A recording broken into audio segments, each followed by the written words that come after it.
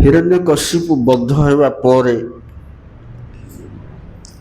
ତଦୀୟ ଅନୁଗାମୀ ଅସୁରଗଣଙ୍କୁ ପରାଭୂତ କରିବା ପରେ ଆଉ କେହି ତାଙ୍କର ପ୍ରତିଦ୍ୱନ୍ଦ୍ୱୀ ନଥିବାର ଦେଖି ନୃସିଂହଦେବ ହିରଣ୍ୟକଶିପୁର ସେହି ଅନିମନ୍ତ୍ରିତ ଭାବରେ ଅପବିତ୍ର ଭାବରେ ମଧ୍ୟ ସେହି ସିଂହାସନରେ ସ୍ୱତଃକୃତ ଭାବେ ଅଳଙ୍କୃତ କଲେ। କାହିଁକି ନା ନିଜର ଭକ୍ତକୁ ପ୍ରସାଦ ରୂପରେ ତାକୁ ପ୍ରଦାନ କରିବା ନିମିତ୍ତ। ତତ୍ପରେ ସେ ଦୀର୍ଘ ଶ୍ୱାସ ପରିତ୍ୟାଗ ପୂର୍ବକ ଭ୍ରୁକୁଟିଯୁକ୍ତ କରାଳ ମୁଖ ଏବଂ କ୍ରୋଧଦୀପ୍ତ ଚକ୍ଷୁରେ ଯେତେବେଳେ ଅବସ୍ଥାନ କରୁଥିଲେ ସେତେବେଳେ ତାଙ୍କର ସମ୍ମୁଖକୁ କେହି ହେଲେ ଯିବା ପାଇଁ ସକ୍ଷମ ହେଲେ ନାହିଁ। କ୍ରମେ କ୍ରମେ ଶିଷ୍ଟାଚାର ବଶତଃ ବ୍ରହ୍ମାଦି ଦେବଗଣ, ମନୁଗଣ, ପ୍ରଜାପତିଗଣ, କିନ୍ନରଗଣ, କିମ୍ପୁରୁଷଗଣ, ପିତୃଗଣ, ଋଷିଗଣ, ସିଦ୍ଧଗଣ, ଚାରଣଗଣ, ବୈତାଳିକ ଗଣ, ନାଗଗଣ, ପରିଶେଷରେ ବିଷ୍ଣୁ ପାର୍ଷଦଗଣ ସମସ୍ତେ ନିଜ ନିଜ ବୁଦ୍ଧି, ପ୍ରଜ୍ଞା ଏବଂ ଭକ୍ତି ଅନୁଯାୟୀ ଭଗବାନଙ୍କୁ ସ୍ତବ କଲେ, କିନ୍ତୁ କେହି ହେଲେ ଭଗବାନଙ୍କର କ୍ରୋଧକୁ ଉପଶମ କରିପାରିଲେ ନାହିଁ। ଭଗବାନଙ୍କର କ୍ରୋଧ ଯଥାପୂର୍ବ ସେହିପରି ହିଁ ବିଦ୍ୟମାନ ଥିଲା।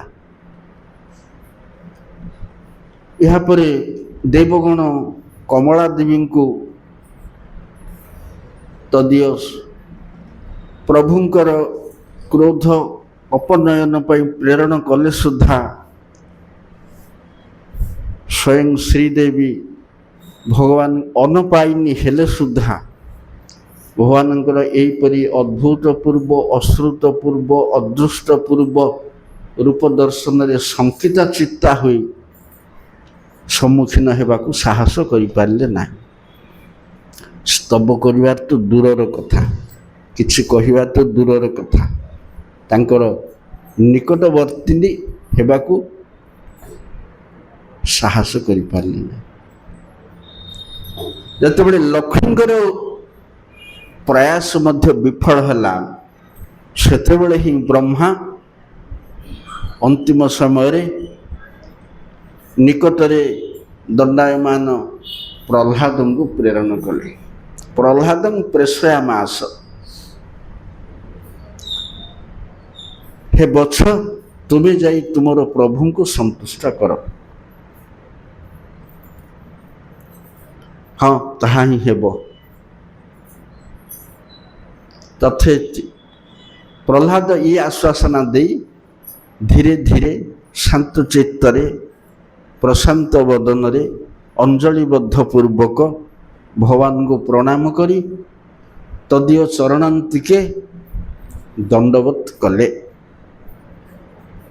ଦଣ୍ଡବତ ପ୍ରଣାମ କଲେ, ଭୂମିରେ ପଡ଼ିଲେ। ନନାମ ଦଣ୍ଡବତ ଭୂମୌ। ଏହାପରେ ଭଗବାନ ନୃସିଂହଦେବ ପ୍ରହ୍ଲାଦଙ୍କୁ ଭୂମିରେ ପତିତ ହେବାର ଦେଖି ଦୁଇ ହାତରେ ଉଠେଇ ଶରଣାଗତଙ୍କ ପାଇଁ ଅଭୟ ଯେଉଁ କରକମଳ ତାର ମସ୍ତକରେ ରଖିଲେ। ଭଗବାନଙ୍କର ଶାନ୍ତ କରକମଳର ସ୍ପର୍ଶ ପାଇ ପ୍ରହ୍ଲାଦଙ୍କର ସମସ୍ତ ଦୁଃଖ, ବିଷାଦ, ଯନ୍ତ୍ରଣା ଦୂରୀଭୂତ ହେଲା ଏବଂ ସମସ୍ତ ପ୍ରକାର କଳମସ ନଷ୍ଟ ହେଲା ଏବଂ ହୃଦୟରେ ଗୋଟିଏ ଅଦ୍ଭୁତପୂର୍ବ ଆନନ୍ଦ ଜାଗ୍ରତ ହେଲା। ଯେଉଁ କରକମଳ ପୂର୍ବରୁ ଭଗବାନ କେବେ ଶ୍ରୀଦେବୀ କିମ୍ବା ଅନ୍ୟାନ୍ୟ ଦେବଗଣ କିମ୍ବା ପାର୍ଷଦଗଣ କାହାର ମସ୍ତକରେ ଅର୍ପଣ କରିନାହାନ୍ତି।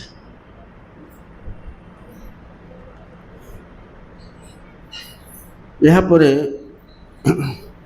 ଭଗବାନଙ୍କର କରକମଳ ସ୍ପର୍ଶରେ ପ୍ରହ୍ଲାଦଙ୍କର ଯେତେବେଳେ ଚିତ୍ତବୃତ୍ତି ଉନ୍ମୋଚିତ ହେଲା ସେତେବେଳେ ସେ ସ୍ତବ କରିବାକୁ ଆରମ୍ଭ କଲେ। ମଧୁର ବାକ୍ୟରେ ବିଦ୍ୱତାପୂର୍ଣ୍ଣ ବଚନରେ ସ୍ତବ କରିବାକୁ ଆରମ୍ଭ କଲେ। ପ୍ରହ୍ଲାଦ ଯଦିଓ 5 ବର୍ଷୀୟ ବାଳକ ଥିଲେ, ସାଉଣ୍ଡ କାହିଁକି ବଦଳିଲା?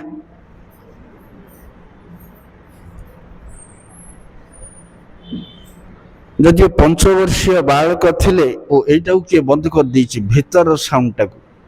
ବର୍ଷୀୟ ବାଳକ ଅତି କନିଷ୍ଠ ଅବସ୍ଥାରେ ଥିଲେ, ନିମ୍ନ କୂଳରେ ଜାତ ହୋଇଥିଲେ, ତମଗୁଣ ପ୍ରଭାବ ଥିଲେ, ତଥାପି ଭଗବତ ଭକ୍ତି ପ୍ରଭାବରେ ସେ ଭଗବାନଙ୍କୁ ସ୍ତବ କରିବାକୁ ସାହସ କଲେ। କହିଲେ, ପ୍ରଭୁଜୀ, ଏ ବ୍ରହ୍ମାଦି ଦେବଗଣ, ମୁନିଗଣ, ମନୁଗଣ, ପ୍ରଜାପତିଗଣ, ଏହିପରି ବ୍ରହ୍ମାଣ୍ଡର ଯେଉଁ ସବୁ ବିଶିଷ୍ଟ ବିଶାଳ ବ୍ୟକ୍ତିତ୍ୱ, ଯେଉଁମାନେ ନିଜର ପଦମର୍ଯ୍ୟାଦା, ସତ୍ୱଗୁଣ ଏବଂ ସାଧନ ବୃତ୍ତି ଏସବୁ ଦୃଷ୍ଟିରୁ ଏ ବ୍ରହ୍ମାଣ୍ଡରେ ଅତି ପୂଜ୍ୟ ଏବଂ ମହାନ ହେଲେ ସୁଦ୍ଧା ତାଙ୍କ ସ୍ତବରେ ଆପଣ ସନ୍ତୁଷ୍ଟ ହୋଇପାରିନାହାନ୍ତି। ତେବେ ମୁଁ ଗୋଟିଏ କ୍ଷୁଦ୍ର ବାଳକ, ତମ ଗୁଣ ଜାତ, ଅସୁର କୂଳ ଉଦ୍ଭବ, ମୁଁ କ'ଣ କହି କେଉଁ ଉପାୟରେ ଆପଣଙ୍କୁ ସନ୍ତୁଷ୍ଟ କରିବି?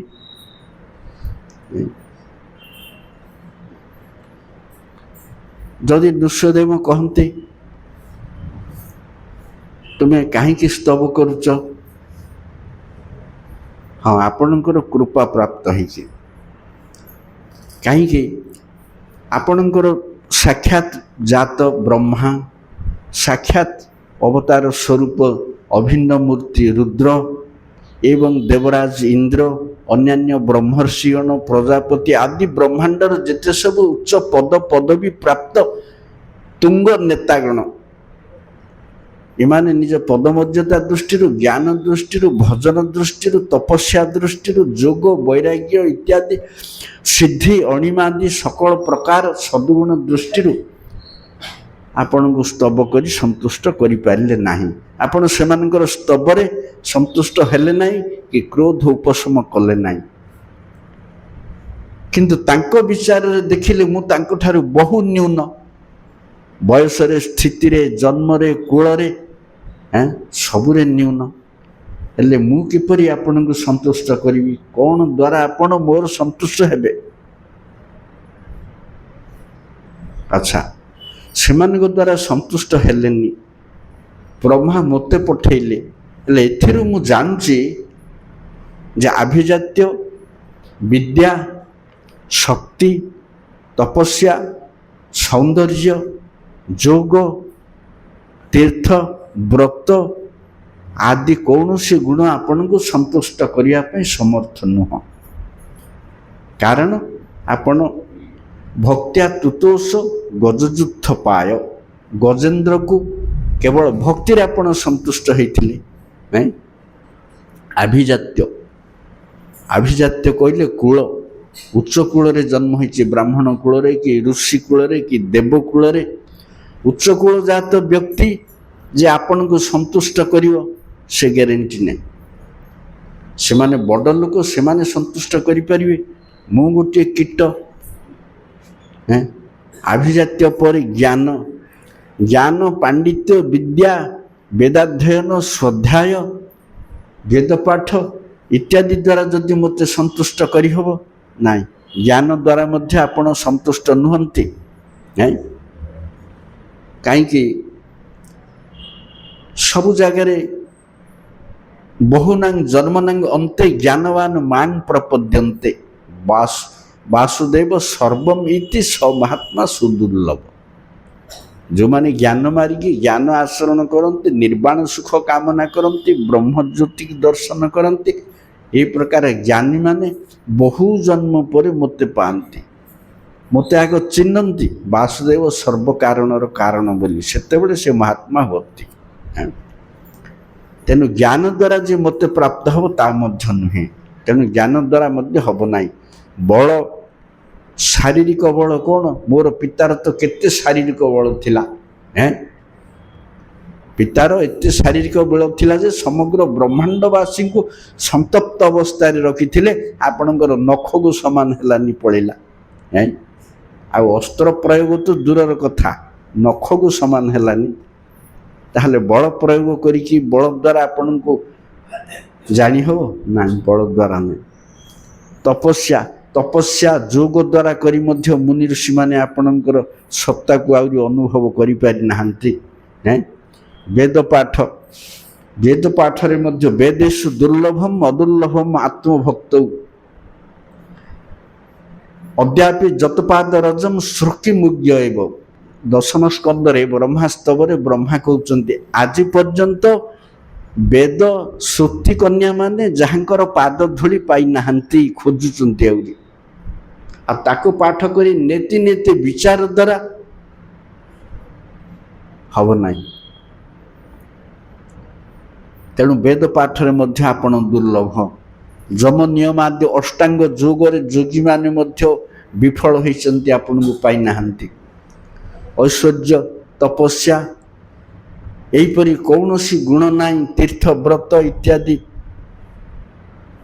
ଶକ୍ତି ଦ୍ୱାରା ଆପଣଙ୍କୁ ପ୍ରାପ୍ତି ହୁଏ ନାହିଁ। କାହିଁକି? ଗଜେନ୍ଦ୍ରଙ୍କୁ એકમાત્ર ଭକ୍ତି ଆଚରଣ ଦ୍ୱାରା ଆପଣ ପ୍ରାପ୍ତ ହୋଇଥିଲେ। ଭକ୍ତି ତୁତୋଷ ଗଜଯୁକ୍ତ ପାୟ। ଗଜେନ୍ଦ୍ର ହାତୀର କ'ଣ ଜନ୍ମଟା ବଡ଼ କି? ଗଜମୂର୍ଖ ବୋଲି କୁହାଉଛି ପରା। କୁଞ୍ଜର ଶୌଚବତ୍ ଗଜମୂର୍ଖ, ଏପରି ଜାତିରେ ଜନ୍ମ, ଗଲା ଜାତି ନାହିଁ। ଜ୍ଞାନ, ଗଜମୂର୍ଖ ହେଲା, ଆଉ ଜ୍ଞାନ ଆଉ କ'ଣ ହେବ? ଜ୍ଞାନ ନାହିଁ। ବଳ, କୁମ୍ଭୀର ପାଖରୁ ନିଜକୁ ରକ୍ଷା କରିପାରୁନି, ଏତେ ଦଳ ହେଇକିରି, ଆଉ ବଳ ଆଉ କ'ଣ? ଏ ବଳରେ ମଧ୍ୟ ଗଲା। ଜ୍ଞାନ ତ ନାହିଁ, ପଶୁଟା। ତପସ୍ୟା, ଯୋଗ, ଆଉ କିଛି ନାହିଁ। ପଶୁ ଶରୀରରେ ଆଉ କ'ଣ ପ୍ରାପ୍ତି ହେବ? କିଛି ନାହିଁ। କିନ୍ତୁ କେବଳ ଭକ୍ତି ଦ୍ୱାରା ସନ୍ତୁଷ୍ଟ ହେଇଥିଲେ ଆପଣ। ପୂର୍ବ ଜନ୍ମରେ ଯେତେବେଳେ ସେ ଇନ୍ଦ୍ରଦ୍ୟୁମ୍ନ ରାଜା ରୂପରେ ବିଷ୍ଣୁ ଭକ୍ତ ହିସାବରେ ଯାହା କିଛି ସାଧନ ଭଜନ କରିଥିଲେ, ତାକୁ ପୁଞ୍ଜୀଭୂତ କରି ଇହ ଜନ୍ମରେ ସ୍ତବ କରି ସନ୍ତୁଷ୍ଟ କରି ଆହ୍ୱାନ କଲେ, ଉଦ୍ଧାର ପାଇଲେ, ପାର୍ଶ୍ୱଦତ୍ତ ଲାଭ କଲେ। ତେଣୁ ଭକ୍ତିଆ ତୁତୋଷ ଗଜଯୁକ୍ତ ପାୟ। ଗଜେନ୍ଦ୍ରକୁ କେବଳ ଆପଣ ଭକ୍ତି ଦ୍ୱାରା ହିଁ ସନ୍ତୁଷ୍ଟ ହୋଇଥିଲେ, ଏସବୁ ଗୁଣ ଦ୍ୱାରା ନାହିଁ। ପରବର୍ତ୍ତୀ ଶୁକ୍ଳରେ କହୁଛନ୍ତି, ବିପ୍ରାତ ଦିଶଟୁ ଗୁଣାଯୁକ୍ତ ଦରବିନ୍ଦ ନାଭ। ଜାତି ବିଚାରକୁ ନେଲେ ବିପ୍ର ବ୍ରାହ୍ମଣ ହେଲା ଜଗତରେ ପୂଜ୍ୟ, ବର୍ଣ୍ଣାନାମ ଗୁରୁ। ସେ ବ୍ରାହ୍ମଣର 12 ଲକ୍ଷଣ, 12ଟା ଲକ୍ଷଣ ଅଛି। ମହାଭାରତ ଶ୍ରଣତ ସୁଜାତ ପୂର୍ବରେ ଦିଆହେଇଛି ବ୍ରାହ୍ମଣର 12ଟା ଯୋଗ୍ୟତା। ଜ୍ଞାନ, ତପସ୍ୟା, ସତ୍ୟ, ହ୍ରି, ତେଜ, ଓଜ, ସ୍ୱାଧ୍ୟାୟ, ସମଦମ, ତିତିକ୍ଷା, ଏସବୁ 12ଟା ଗୁଣ। ଏଇ 12 ଗୁଣ ଯୁକ୍ତ ବ୍ରାହ୍ମଣ ଯଦି ଆପଣଙ୍କର ପାଦ ପଦ୍ମ ବିମୁଖ, ସେ ଆପଣଙ୍କୁ ପବିତ୍ର କରିବା ଦୂରର କଥା, ସେ ପ୍ରାପ୍ତି ହେବା ତ ଦୂରର କଥା, ସେ ଭୂରିମାନ ବିପ୍ର ନିଜକୁ ମଧ୍ୟ ପବିତ୍ର କରିପାରେ ନାହିଁ। ବରଂ ସ୍ୱପଚ ବୋଲେ କ'ଣ? କୁକୁର ମାଂସ ଯିଏ ଖାଏ, ଚଣ୍ଡାଳ। କୁକୁର ମାଂସ ଖାଇବା ଚଣ୍ଡାଳ ମଧ୍ୟ ଯଦି ଆପଣଙ୍କର ପାଦ ପଦ୍ମର ଆଶ୍ରୟ ନିଏ, ସିଏ ପୂଜ୍ୟ, ସିଏ ଜଗତକୁ ଉଦ୍ଧାର କରିପାରେ। କିନ୍ତୁ ଇଏ ଭକ୍ତିହୀନ ବିପ୍ର ନିଜକୁ ଉଦ୍ଧାର କରିପାରେ ନାହିଁ। ଭୂରିମାନ, ଅହଙ୍କାରୀ, ଗର୍ବୀ। ତେଣୁ ଆଭିଜାତ୍ୟ ଦ୍ୱାରା ଆପଣ ସନ୍ତୁଷ୍ଟ କେବେ ହେଲେ ହେବ ନାହିଁ, ଜାତି ଦ୍ୱାରା। ଆଚ୍ଛା, ଯଦି ଏହିପରି ଏମାନେ ସମସ୍ତେ କେହି ହେଲେ ଉଦ୍ଧାର କରିପାରିଲେ ନାହିଁ, ଉଦ୍ଧାର ପାଇପାରିବେ ନାହିଁ, ତାହେଲେ ତୁମେ କି ପ୍ରକାର ମୋତେ ପ୍ରଣାମ କରୁଛ, ସ୍ତବ କରୁଛ, କ'ଣ ପାଇଁ ଆଇଛ? କାହିଁକି ନା ଆପଣଙ୍କର ଭକ୍ତ ନାରଦ ମୁନିଙ୍କର କୃପା ପାଇ ସେ ଭକ୍ତି ଲେଶକୁ ଆଶ୍ରୟ କରି ମୁଁ ଆପଣଙ୍କୁ ଆଶ୍ରୟ କରିଛି। ତେଣୁ ସେ ଭକ୍ତି ଗନ୍ଧ ମାତ୍ର ଆପଣଙ୍କ ଠାରେ ଶରଣାଗତିର କାରଣ, ଶରଣାଗତିର କାରଣ। ତେଣୁ ମୁଁ ମୋର ଶକ୍ତି ମତେ ଆପଣଙ୍କୁ ସନ୍ତୁଷ୍ଟ କରିବାକୁ ଚେଷ୍ଟା କରିବି।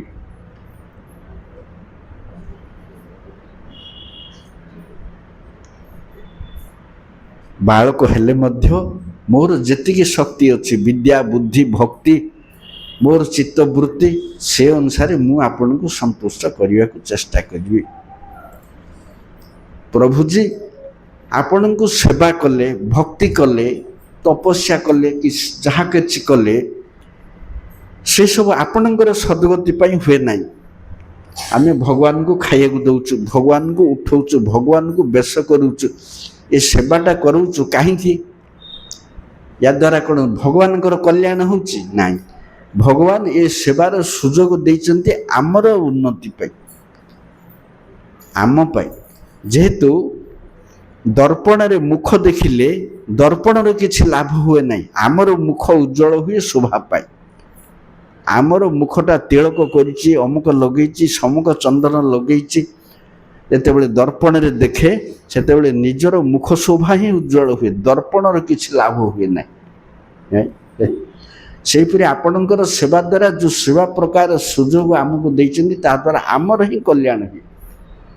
ସେବା କଲେ ଆମର ମଙ୍ଗଳ ହୁଏ, ଆପଣଙ୍କର କିଛି ନାହିଁ। ଆମେ ସେବା ନ କଲେ ଯେ ଆପଣ ଭୋକରେ ରହିବେ, ଆପଣ କ'ଣ ହେଇଯିବ ଅସୁବିଧା, ଏ ପ୍ରକାର। ଭକ୍ତି ରାଇଜରେ ବିଗ୍ରହ ସେବାକୁ ନିରାକାରବାଦୀ ମାନେ ନାକ ଟେକନ୍ତି। କାଠ ପଥରଟାକୁ କ'ଣ ତାକୁ ଖୁଆଉଛ, ଶୀତ ହେଲେ ଲୁଗା ପିନ୍ଧଉଛ, ଫ୍ୟାନ୍ ଲଗେଇଛ, ଏସି ଲଗେଇଛ, ଏଗୁଡ଼ାକ ହାସ୍ୟାସ୍ପଦ ଜିନିଷ। କାଠ ପଥରକୁ କ'ଣ ଶୀତ ହେଉଛି ନା ଥଣ୍ଡା ହେଉଛି ନା ଭୋକ ହେଉଛି ନା କ'ଣ ହେଉଛି? କାଠ ପଥର ନିର୍ଜୀବ, ତାଙ୍କର ବିଚାର। ଯଦି ବା ତାକୁ ବ୍ରହ୍ମ ବୋଲି ବିଚାର କରାଯାଏ, ବ୍ରହ୍ମ ତ ନିର୍ବିକାର, ବ୍ରହ୍ମର କ୍ଷୁଧା ନାହିଁ, ତୃଷା ନାହିଁ, ଶୋଷ ନାହିଁ, ନିଦ୍ରା ନାହିଁ, କିଛି ନାହିଁ। କେଉଁ ଦୃଷ୍ଟିରୁ ହେଲେ ସେଇଟା ଠିକ୍ ନାହିଁ, ବିଚାର କଲେ ଠିକ୍। ଯଦି ଜଡ଼ବସ୍ତୁ ବୋଲି ଭାବିବା ତାହେଲେ ଏସବୁ ଦରକାର ନାହିଁ ସେବା। ଯଦି ବ୍ରହ୍ମ ବୋଲି ଭାବିବା, ବ୍ରହ୍ମ ତ ଆତ୍ମରାମ, ବ୍ରହ୍ମ କାହାର ସେବା ଆବଶ୍ୟକ କରନ୍ତି ନାହିଁ, ସେ ନିଜ ଶକ୍ତିରେ ନିଜ ଆଚରଣରେ ସନ୍ତୁଷ୍ଟ, ତାଙ୍କର ହାନି ନାହିଁ କି ଲାଭ ନାହିଁ, ପ୍ରାପ୍ତି ନାହିଁ, କ୍ଷତି ନାହିଁ, କିଛି ନାହିଁ। ତାହେଲେ ସେବା କାହିଁ କରାହେଉଛି? ଚିନ୍ମୟ ଦୃଷ୍ଟିରୁ ଦେଖିଲେ ଇଏ ବିଚାର, ଜଡ଼ ଦୃଷ୍ଟିରୁ ଭୌତିକ ଦୃଷ୍ଟିରୁ ଦେଖିଲେ ଯଦି ଇଏ ବିଚାର, ତାହେଲେ ସେବା କାହିଁ କରାହେଉଛି? ସେବା ବା ପରିଚର୍ଯ୍ୟା ବୋଲି ଯେଉଁ ଜିନିଷଟା ରହିଛି, ସେଇଟା ଭକ୍ତି ମାର୍ଗରେ ଅଛି, ଜ୍ଞାନ ମାର୍ଗରେ ନାହିଁ। ଜ୍ଞାନ ମାର୍ଗରେ ନାହିଁ। ଜ୍ଞାନ ମାର୍ଗରେ ବ୍ରହ୍ମକୁ ନିର୍ବିଶେଷ ଆଖ୍ୟା ଦିଆହେଇଛି, ନିରାକାରମ୍ ନିର୍ବିଶେଷମ୍ ନିର୍ଗୁଣ ନିରଞ୍ଜନମ୍ ନିଶକ୍ତିକ। ତାଙ୍କଠାରେ ତ ଶକ୍ତିର ବିକାଶ ନାହିଁ, ତେଣୁ ନିଶକ୍ତିକ, ନିରାକାର, ନିର୍ବିଶେଷ, ବିଶେଷତ୍ୱ ନାହିଁ, ଆକାର ନାହିଁ, ତେଣୁ ତାଙ୍କୁ ସେବା ଅଲୋଡ଼ା। ଆହୁରି ଯଦି ସେବା ଯିବ, ମାଧୁର୍ଯ୍ୟ ବିଚାରରେ ଭଗବାନଙ୍କର ପିତା ଅଛନ୍ତି, ମାତା ଅଛନ୍ତି। ବିଧି ମାର୍ଗକୁ ଦେଖିଲେ ଭଗବାନଙ୍କର ପିତା ମାତା ନେଇ। ଦକ୍ଷିଣ ଭାରତ ଯିବ, ରାମାନୁଜ ସମ୍ପ୍ରଦାୟ, ତାଙ୍କୁ ପଚାରିବ ନାରାୟଣଙ୍କର ପିତା କିଏ? ହଁ, ନାରାୟଣଙ୍କର ପିତା, ନାରାୟଣଙ୍କର ପିତା କିଏ? ସିଏ ତ ସମସ୍ତଙ୍କର ପିତା। ପିତା ହମସ୍ୟ ଜଗତ ମାତା ଧାତା ପିତା ମୁଁ, ଆହୁରି ତାର କିଏ ପିତା? ନନ୍ଦ ମହାରାଜ ଭାବନ୍ତି ମୁଁ ତାର ପିତା, ମୁଁ ତାକୁ ଯଦି ସେବା ନ କରିବି, ମୁଁ ତାକୁ ତାର ଆବଶ୍ୟକତା ନ ଯୋଗେଇବି, ତାର ଅଭାବ ହେବ। ଯେ ଜଗତର କାମନା ପୂରଣ କରନ୍ତି, ତାର ନନ୍ଦ ମହାରାଜ କାମନା ପୂରଣ କରନ୍ତି। ଏ ବିଚାର ନିର୍ବିଶେଷବାଦୀ ଜାଣିବା ତ ଦୂରର କଥା, ବିଧି ମାର୍ଗୀ ଭକ୍ତ ବି ଜାଣିନାହିଁ। ତେଣୁ ଭକ୍ତି ମାର୍ଗରେ ଭିନ୍ନ ଭିନ୍ନ ସୋପାନ, ଏଗୁଡ଼ାକ ବ୍ରହ୍ମବାଦୀ ଲୋକଙ୍କର କାମ ନାହିଁ। ଯେହେତୁ ତାଙ୍କ ସମ୍ପ୍ରଦାୟରେ ଏସବୁ ନାହିଁ, ତାଙ୍କ ଧାରାରେ ନାହିଁ, ଭକ୍ତି ଭିତରର କଥା ବୁଝିବାକୁ ତାଙ୍କର ମୁଣ୍ଡ ନାହିଁ। ଏଠି କାହିଁକି ଭଗବାନଙ୍କୁ ସେବା କରାଯାଏ? ବିଗ୍ରହ ସେବା ଗୋଟେ ସେବା। 64 ଅଙ୍ଗରେ ଅଛି। ଭଗବାନ ଉଦ୍ଧବଙ୍କୁ 8 ପ୍ରକାର ମୂର୍ତ୍ତିର କଥା କହିଛନ୍ତି, ବିଗ୍ରହ କଥା ଆଗରୁ କୁହାହେଇଛି। ଅର୍ଚା ମୂର୍ତ୍ତି,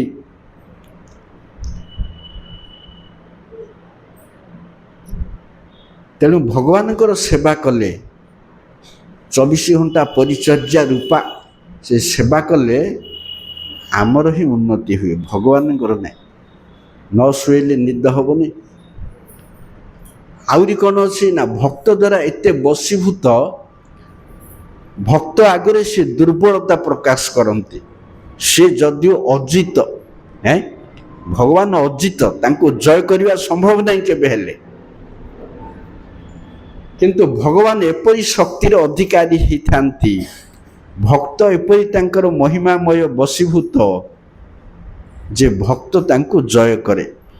ସେ ତ୍ରିଲୋକରେ ଅଜିତ ହେଲେ ବି ଭକ୍ତ ଦ୍ୱାରା ଜିତ ହୁଅନ୍ତି ବୋଲି ବ୍ରହ୍ମାସ୍ତବ କରିଛନ୍ତି 10ମ ସ୍କନ୍ଧରେ।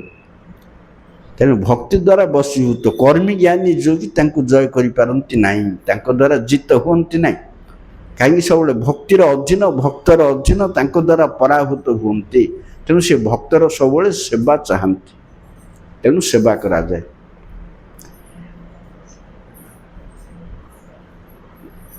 ଚିଦ୍ବସ୍ତୁରେ, ଚିନ୍ମୟ ଶରୀରରେ କ୍ଷୁଧା ତୃଷା କିଛି ନାହିଁ। ନାଇଁ, ଆତ୍ମାର କ୍ଷୁଧା ନାହିଁ। ଖାଉଛି କିଏ? ଶରୀରଟା ଖାଉଛି ପୁଷ୍ଟ ହେବା ପାଇଁ, ଆତ୍ମା ଖାଉନି। ଆତ୍ମା ଯଦି ଖାଉନି, ପରମାତ୍ମା ଆମକୁ ମଧ୍ୟ ଦରକାର ନାହିଁ। କିନ୍ତୁ ଖୁଅଉଛୁ କାହିଁକି? କୃଷ୍ଣ ଖାଉଛନ୍ତି, ସନ୍ତୁଷ୍ଟ ହେଉଛନ୍ତି, ଗୋଠକୁ ଯାଉଛନ୍ତି, ଆଉଛନ୍ତି, 5 ଥର ଖୁଆ ହେଉଛି। ଯେତେବେଳେ ଭକ୍ତ ପ୍ରଦାନ କରନ୍ତି, ତାଙ୍କର ନିର୍ବିକାର ହେଲେ ମଧ୍ୟ ହୃଦୟରେ ଭୋକ ଜାତ ହୁଏ। ଭଗବାନ ଯେତେବେଳେ ଦେବେ, ଭୋକ ହବ, ଖାଇବାକୁ ଇଚ୍ଛା ହବ। ଯେମିତି ଗୋଟେ ଆମେ ସାଧାରଣ ବିଚାର କଲେ, ଭୋଜି ଖାଇଲେ କି ଘରେ ଖାଇଲେ, ପେଟେ ଖାଇଦେଲେ, ଖାଇଲା ପରେ ମୋର ଡେରି ହେଇଗଲା ବୋଲି କିଏ ଗୋଟେ ରସଗୋଲାଟେ ଆଣିଲା। ଯେଉଁ ରସଗୋଲାଟାକୁ ଏ ଲୋକଟା ଭଲ ପାଉଛି, ସେ ରସଗୋଲା ତାକୁ ଆଣିବରେ କୁହାହେଇଥିଲା, ସେ ଖାଇଲା ଭିତରେ ଆଣିପାରିଲାନି। ଇଏ ଜଗିଲା, ଖାଇ ପକେଇଲା, ପେଟ ଭର୍ତ୍ତି ହେଲା, ପାଣି ପିଇଦେଲା, ଶୋଇବାକୁ ଗଲା, ଖାଇଲା ରସଗୋଲା ଆଣୁଛି। ଏତେ ଡେରି କ'ଣ? ନା ଡେରି ହେଇଗଲା, ଅମୁକ ସମୁକ ନାନା କଥା, ଖାଇଦିଅ, ପେଟ ଭରି ହେଇଗଲାଣି, ଆଉ ଖାଇ ହେବନି। କେତେ ଆନନ୍ଦ ଖାଦ୍ୟ ହେଇଥିଲେ ମଧ୍ୟ ଆଉ ଖାଇ ହେବନି। ଯଦି ତା ପ୍ରତି ପ୍ରୀତି ଥାଏ, ସେଇଟା ବନ୍ଧୁଟା କି ଅମୁକଟା ସମୁକଟା ଆଣିଛି, ଆଣି ହେଲେ ମଧ୍ୟ ସେ ଖାଇଦେବ। ଯଦି ପ୍ରୀତି ଥିବ ଖାଇଦେବ, ଇଚ୍ଛା ହେବ ଖାଇବାକୁ। ଆଉ କିଏ ସାଧାରଣ ଲୋକ ଆଣିଲେ, ନାଇଁ ଭାଇ ମୁଁ ଖାଇବିନି, ମୋର କାଲିକି ଦେଖିବା, ମୋତେ ଆଉ ପେଟ କାଟୁଛି, ଆଉ ଆଜି ବେଶୀ ଖାଇ ଦେଇଛି। ଯଦି ଭଲ ଲୋକଟି ଆଣିଥିବ, ତା ସହିତ ସୌହାର୍ଦ୍ଦ୍ୟପୂର୍ଣ୍ଣ ସମ୍ବନ୍ଧ ଥିବ, ଅନ୍ତରଙ୍ଗ ସମ୍ବନ୍ଧ ଥିବ, ହଉ ଆଣି, ନହେଲେ କ'ଣ ଭାବିବ, ରାଗିବ, ଏମିତି ଖାଇଦେବ। ସେମିତି ଭକ୍ତକୁ ଭଗବାନ ଭଲ ପାଆନ୍ତି ବୋଲି ଖାଆନ୍ତି, କର୍ମୀ ଜ୍ଞାନୀ ହାତରୁ ଖାଆନ୍ତିନି। ସେଥିପାଇଁ ଯୋମେ ଭକ୍ତ୍ୟା ପ୍ରୟଚ୍ଛତି, ଭକ୍ତିରେ ଯିଏ ମୋତେ ଦିଏ। ବିଦୁରାଣୀ କଦଳୀ ଛଡ଼ଉଛନ୍ତି, କଦଳୀ ତଳେ ପଡ଼ୁଛି, ଚୋପା ଦେଉଛନ୍ତି, ଭଗବାନ ଜାଣୁଛନ୍ତି, କିନ୍ତୁ ସିଏ ଜାଣୁନାହାନ୍ତି। ଭକ୍ତିରେ ଏତେ ପ୍ରବଳତା ହେଇଯାଇଛି, ସ୍ନାନ କରିକିରି ଆସିକିରି ଅର୍ଦ୍ଧ ବସ୍ତ୍ରରେ ସେ କ'ଣ ଦେବି, ଡେରି ହେଇଗଲାଣି ବୋଲି କଦଳୀ ଛଡ଼େଇକିରି ହାତ ପୁରା ଥରୁଛି। ଯେମିତି ହାତ ଯଦି ଚଞ୍ଚଳ ହେବ, ଆଉ କାମ ପଡ଼ିବନି, କେଉଁଟା ପଡ଼ିଯିବ, କେଉଁଟା ଉଠିଯିବ, କେଉଁଟା ଖସିଯିବ। ସେମିତି ସେ କଦଳୀ ଛଡ଼େଇଲା ବେଳକୁ ଖସିକିରି, ଲାଳୁଆ କଦଳୀ ସବୁ ଖସିକି ତଳେ ଗୋଟେ ଗୋଟେ ପଡ଼ୁଛି, ଖାଲି ଚୋପା ଦେଉଛନ୍ତି। ସେଥିରେ ବି ସନ୍ତୁଷ୍ଟ, କାହିଁକି? ସେ ଆନନ୍ଦରେ ଦେଉଛି।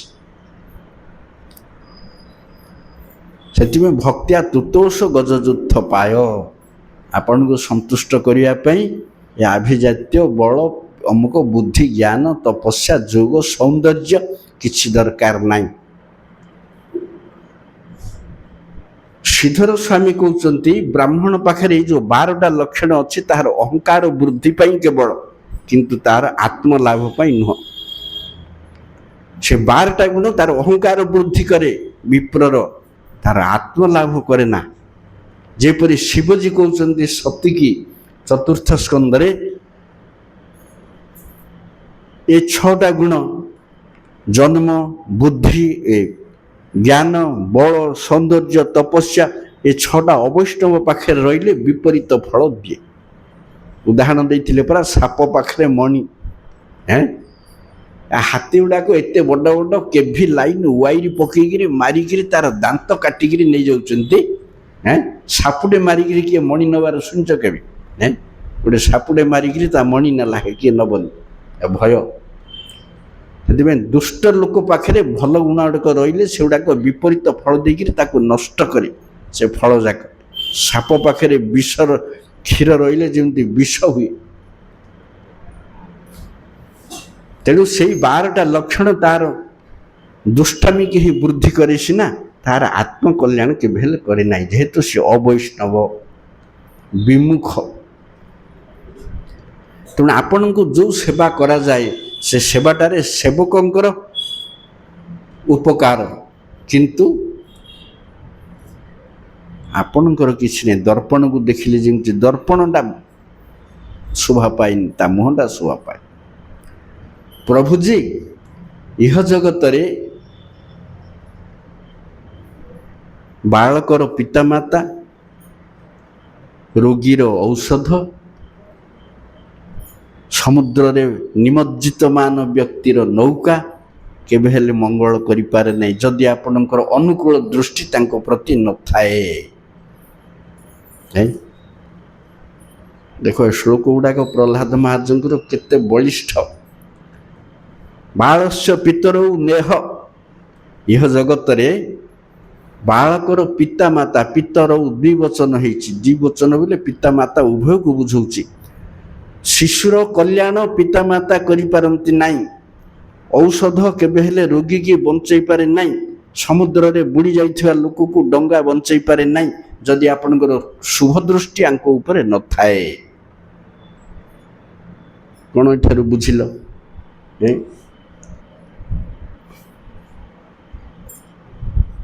নিজ বল চেষ্টা প্রতি ভরসা ছাড়িয়া তোমার ইচ্ছায় আছে নির্ভর করিয়া। ନିଜେ ଚାହିଁଲେ କିଛି କରିପାରିବ ନାହିଁ। ଯଦିଓ ପିଲାକୁ ତାର ସନ୍ତାନକୁ ତାର ପିତାମାତା ଗୁରୁ ଗୁରୁଜନ ଯେତେ ଚେଷ୍ଟା କରନ୍ତୁ, ତାର ଯତ୍ନ ନିଅନ୍ତୁ, ଯାହା ନିଅନ୍ତୁ ପଛେ ଭଗବାନଙ୍କର କୃପା ଦ୍ୱାରା ହିଁ କଲ୍ୟାଣ ହେବ। କଲ୍ୟାଣ ସେମାନଙ୍କ ହାତରେ ନାହିଁ। ରୋଗୀଟିଏ ମରିବାକୁ ଥିଲେ ମଧ୍ୟ ଔଷଧ ଖାଇ ମଧ୍ୟ ରୋଗୀ ମରେ ଯଦି ଭଗବାନଙ୍କର ଅନୁକୂଳ ନାହିଁ। ଗୋଟେ ଡାକ୍ତର ସିଏ ରୋଗୀଟାକୁ, ହଁ ଏଇଟା ଗୋଟେ ରୋଗୀ ସିରିୟସ୍, 1000 ଆଡ଼ୁ ଛାଡ଼ିକି ରହିଛୁ, ମୁଁ ଭଲ କରିଦେବି। ଉପରେ ଭଗବାନ ହସୁଛନ୍ତି, ଏ ରୋଗୀର ମୁଁ ପ୍ରାଣ ନେବାକୁ ଯାଉଛି, ସେ ଡାକ୍ତର କହୁଛି ଦାମ୍ଭିକ ହେଇକିରି ମୁଁ ଭଲ କରିଦେବି। ନାଇଁ, ସିଏ ଗୋଟେ ଥର ଖବରକାଗଜରେ କେତେ ବର୍ଷ ହେଲାଣି ଗୋଟେ ରୋଗୀଟେ ପୋଡ଼ିଯାଇଛି, ତା ଦେହର 70% ପୋଡ଼ିଯାଇଛି। ପୋଡ଼ିଗଲେ କେଉଁ ଡାକ୍ତର ପାଖକୁ ଗଲା, ଡାକ୍ତର ମାନେ ପ୍ରଚଳ ଚେଷ୍ଟା କରିକିରି ଭଲ କରିଦେଲେ, ଭଲ ହେଇଗଲା। ଭଲ ହେଇଯିବାରୁ ସେ ମୂଢ଼ ଆତ୍ମଘାତୀ ସାମ୍ବାଦିକ ଲେଖୁଛି, বলছি ଏ 70% ପୋଡ଼ି ଯାଇଥିଲା, ଏ ଲୋକ ତ ବଞ୍ଚିବା କଥା ନାହିଁ। ମାନେ ଡାକ୍ତର ମାନେ କେତେ ଚେଷ୍ଟା କରି ଭଲ କରୁଛନ୍ତି, ସତେ ଯେପରି ଭଗବାନ ହାର ମାନି ଯାଇଛନ୍ତି। କେତେ ନାସ୍ତିକ ଆତ୍ମଘାତୀ ସିଏ, ଭଗବାନ ହାର ମାନି ଯାଇଛନ୍ତି, ସତେ ଯେପରି ଡାକ୍ତର ବଞ୍ଚେଇ ଦେଲା। ଗୋଟେ ବାଲେଶ୍ୱରରେ ଡାକ୍ତରଟି ଥିଲା, 14 ମସିହାର କଥା। ମୋତେ ଯେତେବେଳେ ଜଏଣ୍ଟ ପେନ୍ ପ୍ରଥମ ହେଲା ଆଣ୍ଠୁରେ, ମୁଁ ସେଇଠି ଚାତୁର୍ମାସିଆ କରୁଥିଲି, ଗୋଟେ ଡାକ୍ତରଟେ ଥିଲା, ସିଏ ହୋମିଓପାଥିରେ କ୍ୟାନ୍ସର ସ୍ପେଶାଲିଷ୍ଟ। ତା ପାଖକୁ ଯେବେ ହେଲେ ଗଲେ ନିଜର ଗୁଣ ଆଗା ବଖାଣିବ, ଅମୁକ ଲୋକଟାକୁ ଭଲ କରିଦେଲି, ତାକୁ ଉଦ୍ଧାର କରିଦେଲି, ଆକୁ ଅମୁକ କରିଦେଲି, ସେଟା ଗୋଟେ ମରିଯାଉଥିଲା କ୍ୟାନ୍ସର, ତାକୁ ବଞ୍ଚେଇ ଦେଲି, ଅମୁକ ସମୁକ ଉଦ୍ଧାର କରିବ। ହେଲେ କେତେଦିନ ପରେ ଗୋଟେ ବାବାଜୀ ଆମ ମଠକୁ ଆଇଲେ। ସିଏ ଭଲ ପ୍ରବଚନ ଦିଅନ୍ତି, କେବେ ଶାସ୍ତ୍ର କଥା କହିବେନି, କିଛି ନାହିଁ, ଖାଲି କାଳ୍ପନିକ ଗପ କହିବେ। କାଳ୍ପନିକ ଗପରେ ଏତେ ଶିକ୍ଷା ଥିବ ଯେ କାନ୍ଦି ପକେଇବ। ସିଦ୍ଧାନ୍ତପୂର୍ଣ୍ଣ କାଳ୍ପନିକ ଗପ, କେବେ ଶାସ୍ତ୍ର କଥା କହିବେନି। ସିଏ କହିଲେ, ଡାକ୍ତରଟା କହୁଛି ମୁଁ ରୋଗକୁ ଭଲ କରିଦେବି, ରୋଗ ଆଇବ ତତେ ମୁଣ୍ଡ ଆଡୁ ଗିଳିଦବ ଗୋଡ଼ ପର୍ଯ୍ୟନ୍ତ। ରୋଗର ସ୍ୱରୂପ ତୁ ଜାଣିନୁ, ତତେ ଡାକ୍ତରକୁ ଗିଳିଦବ ଆକ୍ତିରେ ରୋଗ। ତୋର ଯଦି ପ୍ରାରବ୍ଧରେ ଥିବ, ତୁ କ'ଣ ରୋଗ ଭଲ କରିବୁ? ରୋଗ ତତେ ଗିଳିଦବ। ଏସବୁ ଦାମ୍ଭିକ ଏମିତି। ସେମିତି ଭଗବାନ ହାର ମାନି ଯାଇଛନ୍ତି। ଡାକ୍ତରଟା ଭଲ କରି ପଡ଼ୁଥିଲା। ଡାକ୍ତର RX ଲେଖୁଛି, ପ୍ରେସକ୍ରିପସନରେ RX ଲେଖୁଛି ଉପରେ, କ'ଣ ପାଇଁ ଲେଖୁଛି କାହାକୁ ଜଣାନି। ହଁ କ'ଣ ଗୋଟେ ଷ୍ଟାଇଲକୁ ଲେଖୁଛି, କ'ଣ ଗୋଟେ ତାଙ୍କର ଚିହ୍ନ ଥିବ ଲେଖୁଛି।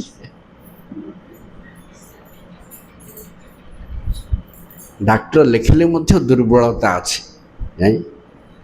We treat he cures doctor लिखिबार अर्थ वी ट्रीट ही क्यूर्स आम चिकित्सा करूँ सी भल कर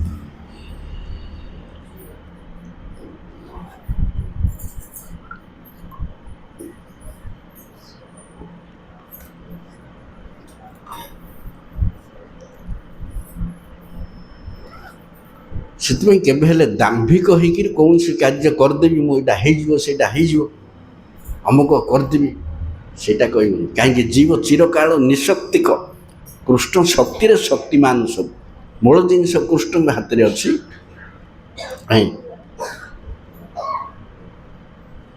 मूल शक्ति कृष्ण हाथ में अच्छी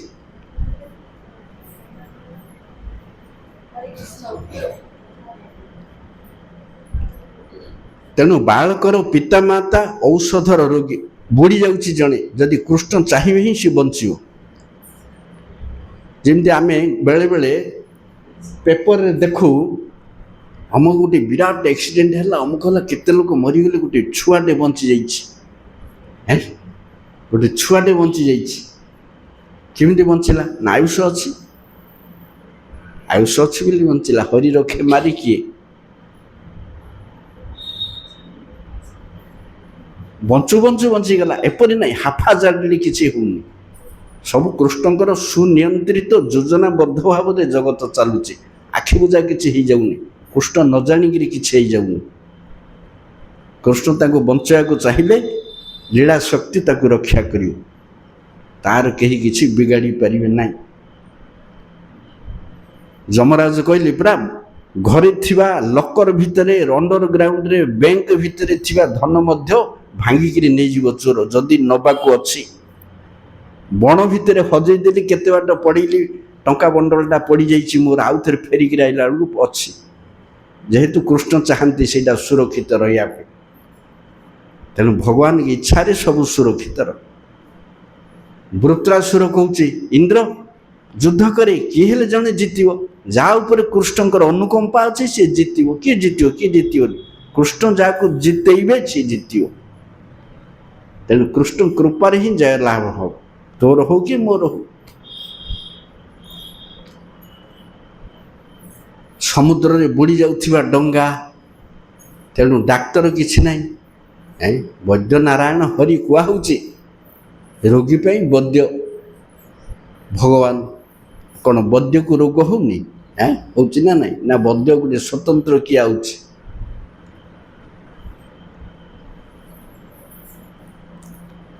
तेणु यही माने सुरक्षित नुहंती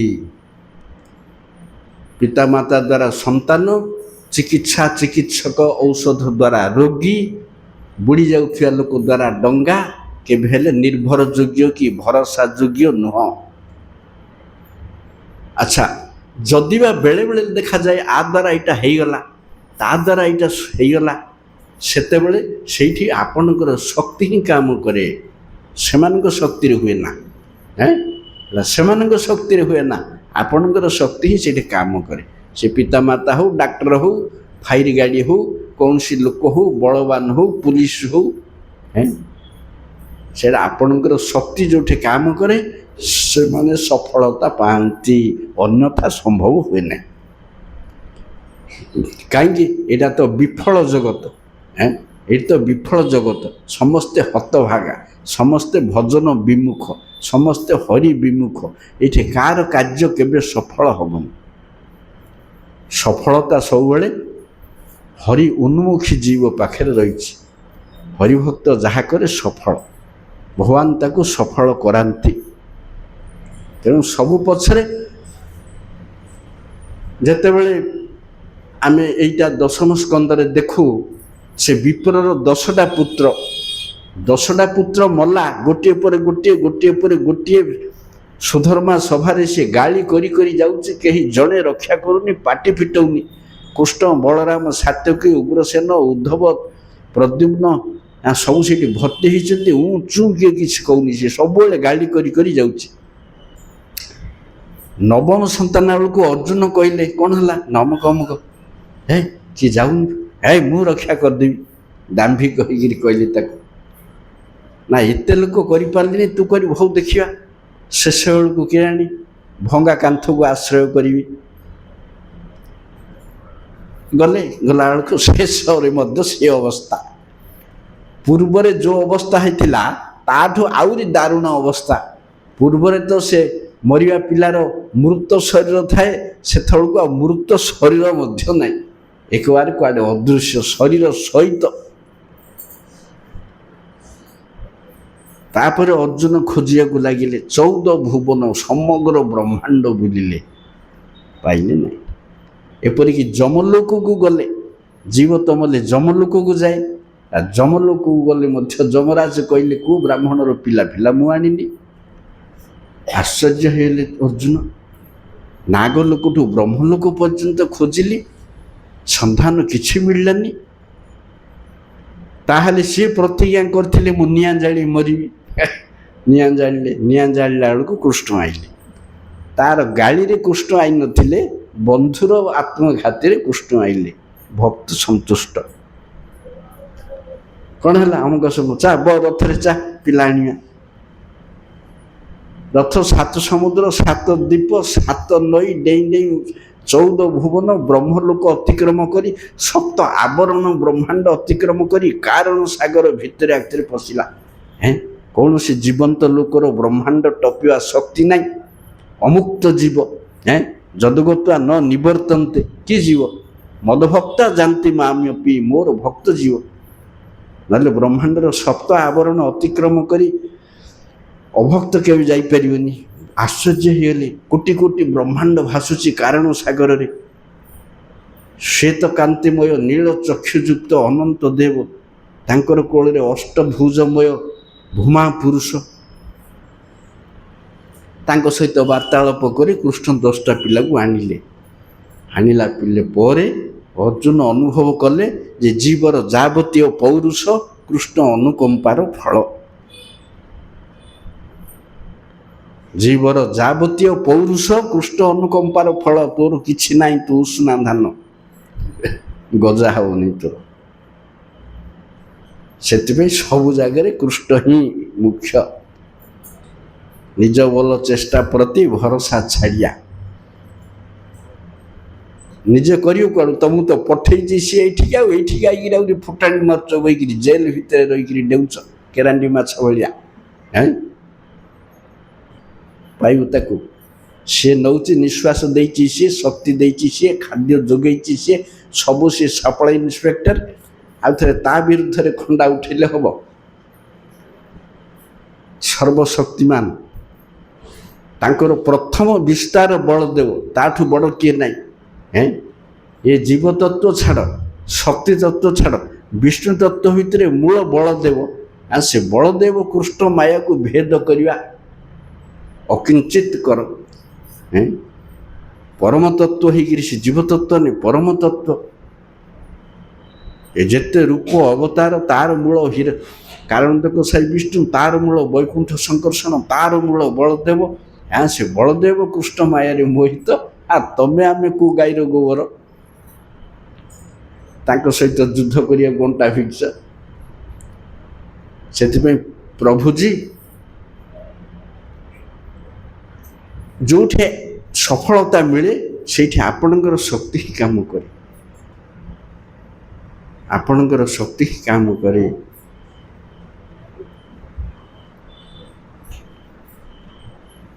ମୁଁ ଭବସାଗରରେ ପଡ଼ିଥିଲି। କୁଆଡ଼େ ପଡ଼ିଥିଲି? ଅସୁର ପୁତ୍ର। ନାରଦ ମୁନି ହିଁ ଆଣିକିରି ମୋତେ ରକ୍ଷା କଲେ। ମୁଁ କ'ଣ ହେଇଥାନ୍ତି? ନାରଦ ମୁନି ଆପଣଙ୍କର ଭକ୍ତ, ତାଙ୍କର ସେବା ପାଇ, ତାଙ୍କ ପାଦ ପଦ୍ମ କୃପା ପାଇ ମୁଁ ଆଜି ଆପଣଙ୍କର ଚରଣକୁ ପ୍ରାପ୍ତ ହେଇଛି। ଆପଣଙ୍କର ଭକ୍ତର କୃପା ନହେଲେ ଆପଣଙ୍କର ଚରଣକୁ ଆସିବାଟା ସହଜ ନାହିଁ।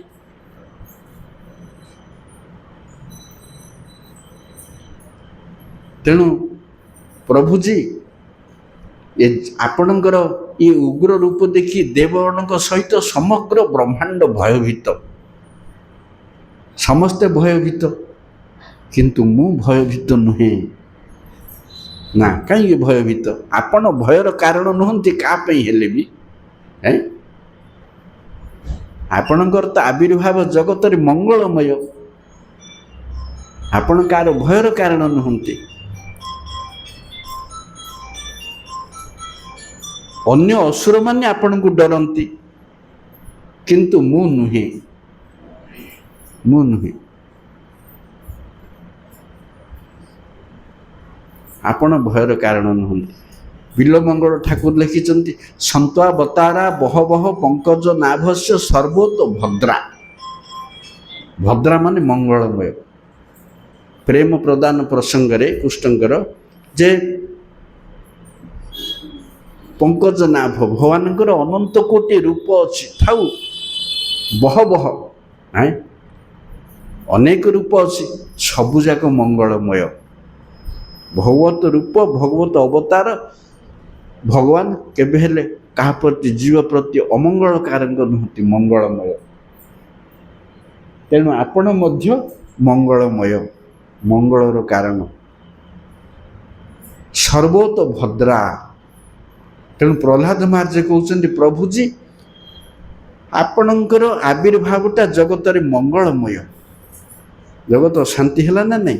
ଆଉ ଭୟର କାରଣ କ'ଣ? ହୋମୱାର୍କ ନ ଲେଖିଥିବା ପିଲା ମାଷ୍ଟରକୁ ଡରେ, ପଛ ବେଞ୍ଚରେ ବସେ, ମୁଣ୍ଡ ପୋତିକିରି ବସେ, ଲୁଚିକିରି ରହେ, ମାଷ୍ଟର କେମିତି ନ ଆସୁ ବୋଲିକିରି ଗୁଣି ହେଉଥାଏ। ମାଷ୍ଟର ସାଇକେଲ ପାଞ୍ଚେରି ହଉ, ଆଉ ଯିଏ ହୋମୱାର୍କ କରିଦେଇଥିବ ଘୋଷିକିରି ପଳେଇଥିବ, ସେ ଆଗରେ ଛାତି ଫୁଲେଇକିରି ବହିବ। ସେମିତି ଅଭକ୍ତ ଅସୁରମାନେ ଆପଣଙ୍କୁ ଡରନ୍ତି, ମୁଁ କାହିଁକି ଡରିବି? ଯଦି ବା ଭୟ କିଛି ଥାଏ, ଆଗରୁ କହିଥିଲି, ଦ୍ୱିତୀୟାତ ବହି ଭୟଂ ଭବତି। କୃଷ୍ଣଙ୍କ ଠାରୁ, ବ୍ରହ୍ମ ବସ୍ତୁ ଠାରୁ ଦୃଷ୍ଟି ଯଦି ହଟେଇକିରି ଅନ୍ୟ ବସ୍ତୁରେ ଲଗେଇବ, ତାହେଲେ ଭୟ ଆସି ଆକ୍ରମଣ କରିବ। ମାୟା ଭୟର କାରଣ। ଯାହା କୃଷ୍ଣ ନାହିଁ ତାହା ମାୟାର ଅଧିକାର। ଆଲୁଅ ନଥିଲେ ଅନ୍ଧାରର ଅଧିକାର। ଯେଉଁଠି କୃଷ୍ଣଙ୍କର ସତ୍ତା ନାହିଁ, କୃଷ୍ଣ ଚେତନା ନାହିଁ, କୃଷ୍ଣ ସ୍ମୃତି ନାହିଁ, କୃଷ୍ଣ ସେବା ନାହିଁ, କୃଷ୍ଣ ଭକ୍ତି ନାହିଁ, ସେଠି ମାୟାର ତାଡ଼ନା ପ୍ରବଳ ଭାବରେ। ଯେତେବେଳେ ମାୟାର ବଶୀଭୂତ ଜୀବ ହୁଏ, ସେତେବେଳେ ଭୟର ଭୟଙ୍କର ଅଧିକାରୀ ହୁଏ। ସେତେବେଳେ ସବୁ ପ୍ରକାର ଭୟ ଆସି ତାକୁ ଆକ୍ରମଣ କରେ। ଦ୍ୱିତୀୟାତ ବହି ଭୟଂ ଭବତି। ତେଣୁ ଭୟର କାରଣ କି? ମାୟା। ଏ ମାୟା ହିଁ ଭୟର କାରଣ। ଏ ସଂସାର ଚକ୍ର ଭୟର କାରଣ, ଆପଣ ନୁହଁ, ଆପଣ ନୁହଁ। ପୁଣି ଯଦି ଆପଣଙ୍କର ଶରଣାଗତ ଜନ, ସେ ତ ଆପଣଙ୍କ ଦ୍ୱାରା ସୁରକ୍ଷିତ ହୁଏ। ଯେପରି ସିଂହ ସବୁ ପଶୁ ମନୁଷ୍ୟ ସମସ୍ତଙ୍କ ପ୍ରତି ଭୟର କାରଣ ହେଲେ ମଧ୍ୟ ତାର ପଦ ତଳେ ଶରଣାଗତ ଜୀବ ପାଇଁ ରକ୍ଷକ। ସିଂହର ଏ ଗୁଣ ଅଛି, ସିଂହର ଏ ଗୁଣ ଅଛି, ଶରଣାଗତ ଜୀବକୁ ରକ୍ଷା କରେ। ସେଥିପାଇଁ ରଜା ବୋଲି ତାକୁ କୁହାଯାଇଛି ପୁରା, ତା ପାଖରେ ରାଜକୀୟ ଗୁଣ ସବୁ ରହିଛି। ଗୋଟେ ପାଠଟେ ଇଂଲିଶରେ ପ୍ରୋଜରେ ଚତୁର୍ଥ ଶ୍ରେଣୀରେ ଦି ଏଣ୍ଡ୍ରୋକ୍ଲିସ୍ ଏଣ୍ଡ ଦି ଲାୟନ୍ ବୋଲି ଗୋଟେ ପାଠଟେ ଥିଲା। ଏଣ୍ଡ୍ରୋକ୍ଲିସ୍ ବୋଲି ଗୋଟେ କ୍ରୀତଦାସ, ଯେଉଁ ନିଗ୍ରୋ ଗୁଡ଼ାକ ଥାନ୍ତି ଦେଶରେ, କଳା କଳା ଲୋକ ନିଗ୍ରୋ। ଗୋଟେ ସିଂହଟେ ଚାଲୁ ଚାଲୁ ଗୋଟେ ଭୟଙ୍କର କଣ୍ଟା ତା ପଞ୍ଝା ଭିତରେ ପଶିଗଲା। ସେ ବାଡ଼େଇ ପିଟି ହେଲା ଶୋଇକିରି, ଏଇଟା ଗୋଟେ କଣ୍ଟା ପଶି ଯାଇଛି, କେମିତି ବାହାରିବ? ତାର କ'ଣ ଆଙ୍ଗୁଠି ଅଛି ଯେ କାଟିଦେବ ମାଙ୍କଡ଼ ଭଳିଆ? ସେ ବାଡ଼େଇ ପିଟି ହେଉଛି, ବିରାଟ କଣ୍ଟା ଗୋଟେ ପଶି ଯାଇଛି ଭୟଙ୍କର, ଆଉ କୁଆଡ଼େ ଚାଲିପାରୁନି, ତିନିଟା ଗୋଡ଼ରେ ସେ କୁଆଡ଼େ ଚାଲିବ? ସେ ଲେଉଟିକିରି ଉପରକୁ ଗୋଡ଼ ଟେକି ଛଟପଟ ପୁରା ଏକବାରେ ହେଇକିରି କାନ୍ଦ କାନ୍ଦ ହେଇଗଲାଣି। ସେ ଆଣ୍ଡ୍ରୋକ୍ଲିସ୍ ବୋଲି ଗୋଟେ ଲୋକଟେ ସେ ବଣରେ ଥିଲା। ସେ ଯେତେବେଳେ ଦେଖିଲା କ'ଣ ହେଇଛି, ବାଡ଼େଇ ପିଠି ହେଉଛି, ସେ ଗୋଡ଼ଟାକୁ ବାଡ଼ଉଛି, ସେ କଣ୍ଟାଟା ଲାଗିଛି, ତା ପାଖକୁ ସାହସ କରିକିରି ଆସିକିରି ସେ କଣ୍ଟାଟାକୁ ବାହାର କରିଦେଲା। ସେ କଣ୍ଟାଟାକୁ ବାହାର କରିଦେଲା ପରେ ଉଠି ପଡ଼ିଲା ସିଂହଟା। ସିଂହଟା ଉଠିକିରି ତା ଆଗରେ ଲୋକଟାକୁ ଦେଖିଲେ ମଧ୍ୟ ତାକୁ ଖାଇଲାନି। ଏ ଲୋକଟା ଦ୍ୱାରା ମୋର ଭଲ ହେଲା, ମୁଁ ସୁଖ ପାଇଲି ବୋଲି ତା ପ୍ରତି ଅହୈତୁକି ଗୋଟିଏ ଅନୁକମ୍ପା ଜାତ ହେଲା ସେ ସିଂହର। ସେ ସିଂହ ଯଦି କୃପା କରେ, କାହାକୁ ରକ୍ଷା କରେ, ଶରଣାଗତ ହୁଏ, ତାକୁ ରକ୍ଷା କରେ। ସେହିପରି ଯେଉଁମାନେ ଆପଣଙ୍କର ଶରଣାଗତ, ସେ ଅସୁର ହଉ, ପଶୁ ହଉ, ମଣିଷ ହଉ, ଦେବତା ହଉ, ଆପଣ ତାକୁ ରକ୍ଷା କରନ୍ତି। ଯେଉଁମାନେ ଆପଣଙ୍କର ବିମୁଖ, ସେମାନେ ଆପଣଙ୍କୁ ଭୟ କରିବେ, କିନ୍ତୁ ମୁଁ ନୁହେଁ। ମୁଁ ଡରୁଛି କାହାକୁ? ନା ମାୟାକୁ। ଏ ମାୟା ବଡ଼ ବିପଜ୍ଜନକ। ये श्लोकटाକୁ श्रीधर स्वामी तांकर नृसिंह स्तवरे लिखिଛନ୍ତି। मायाटा केमिति ना करत प्रकच्च माया हूँ करत धार भाया जीव को एभली कष्ट दिए माया हैं आपणकर कृपा हेले जीव मायार उद्धार पाए नहले उद्धार पाइब। प्रभुजी ए जन्म ऐश्वर्य भौतिक विचार तपस्या कौन केते लोक मु देखी केते देवता केते असुर आपणकर पलक पातरे सब पतन हो जाइए। ब्राइट एग्जाम्पल मोर बापा हैं सबुठ बड़ एग्जाम्पल मोर बापा ताठू क्षमताशाली ऐश्वर्यशाली बलशाली इंद्रियशाली धनशाली किए थिला एक मुहूर्त गला सर्वनाश हैं तेणु एगुड़ाक किसी काम दब ना प्रभुजी आपणकर भक्ति नथिली ए भक्तिटा मूलधन। महाप्रभु पचारे रामानंद राय को धनी किए धन मध्य किए धनी जहाँ पाखे कृष्ण भक्ति अच्छी सी धनी आउ सब दरिद्र आउ जहाँ पाखे हरिभक्ति नाई तुच्छ कर्म ज्ञान जोग थी आ कौन थी नले नास्तिक सी आ कि तेणु एगुड़ाक सब दरिद्र हतभागा अल्पायुष कृपण कृपण बोली कहुई अभक्त मान किए कहते याज्ञवल्क्य बृहदारण्यक उपनिषद गार्गी को कहते हे गार्गी जगत रे दी प्रकार लोक अच्छा ब्राह्मण कृपण हैं ये जगत को आसिक जी ब्रह्म को चिन्हला ब्रह्म को चिन्हिक जगत रू जी गला सी ब्राह्मण ए जगत को आसिक जी ब्रह्म को चिन्हला नहीं एलवार गेल सी कृपण ताऊ कृपण कहुई। हरिपाद पद्म विमुख व्यक्ति कृपण विफले से बिनु कृपण दुर्जन हैं चपल सुफल गला आगिरे हरिभक्त को छाड़िकी ये दुष्ट लोक मु भजिली कृपण ए माने हैं भक्ति रूपक धन आंक पाखे नाई तेणु ए कृपण मान को सेवा करी मो जीवनटा माटी है से कहते हेन नेता जेवाना भजिला लोचन बोले से पापी एलवार गेल आसला गला जगत तो समस्ते मरबे किए न मरब ना ये तो मर्त्य जगत समस्ते मरण धर्मी हैं सूर्य उदय अस्त हेले दिने दिने आयुष हरण करे हैं बंचब किए अमरत्व लाभ करिव किए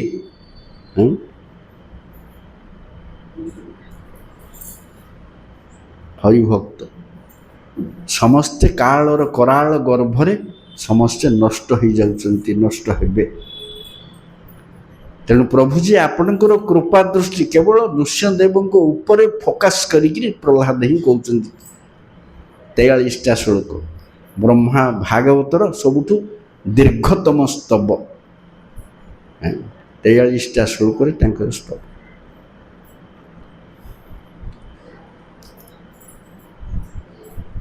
तेणु यहीपरि ऐश्वर्य तपशील केते लोक मु देखी पलक पात्रे सब नष्ट हो जाइछन्ति पलक पात्रे नष्ट हो जाइछन्ति। जगत रे समस्ते मरिवे मरण धर्मी जगत ब्रह्मा मरिव कीट मरिव मनीष देवता इंद्र चंद्र वरुण सब मरिवे किंतु कृष्ण को चिन्हिक जी मरिव ता मृत्युटा सफल ता मृत्युटा सफल नहले जानिया सुनिया से आत्मघाती होइल। से प्रभुपाद कहते हरिभजन विमुख व्यक्ति निर्बोध आत्मघाती चला कि नहीं बोका हरि विरुद्धाचरण जी करे तार बुद्धि अच्छी निर्बुद्धिया बुद्धिमान बुद्धि मु गीतारे कहते बरा तपस्वीर तपस्या मु बुद्धिमान बुद्धि मु सबुर सबु मु विभूति जोग कहला आउ से बापा औषध डंगा कौन एत उदाहरण दिज्व आ सब तो विभूति सबुआड़े मु अच्छी नहीं मु बोली मु खाइली कहले हेनी मु शब्दटा कृष्ण लगे जेहेतु मु शब्दटार मर्यादा सी रक्षा करें तमें रक्षा कर ମୁଁ ଯିବି କାଲିକି, ବାଟରେ କୁଆଡ଼େ ରହିଗଲେ ମୁଁ ଆଉ ଯାଇପାରିଲିନି, କାମ ଥିଲା। କାହିଁକି କହିଲ? ଅମୁକ କରିଦେବି ସମୁକ କରିଦେବି, କିଛି କରିପାରିବିନି। ଯେଉଁଠି କୃଷ୍ଣ ଅନୁକମ୍ପା ସେଇଠି ସବୁ ହେବ। ସେଥିପାଇଁ ଜୀବର ଯାବତୀୟ ପୌରୁଷ କୃଷ୍ଣ ଅନୁକମ୍ପାର ହିଁ ଫଳ, ଜୀବର କୌଣସି ଶକ୍ତି ନାହିଁ।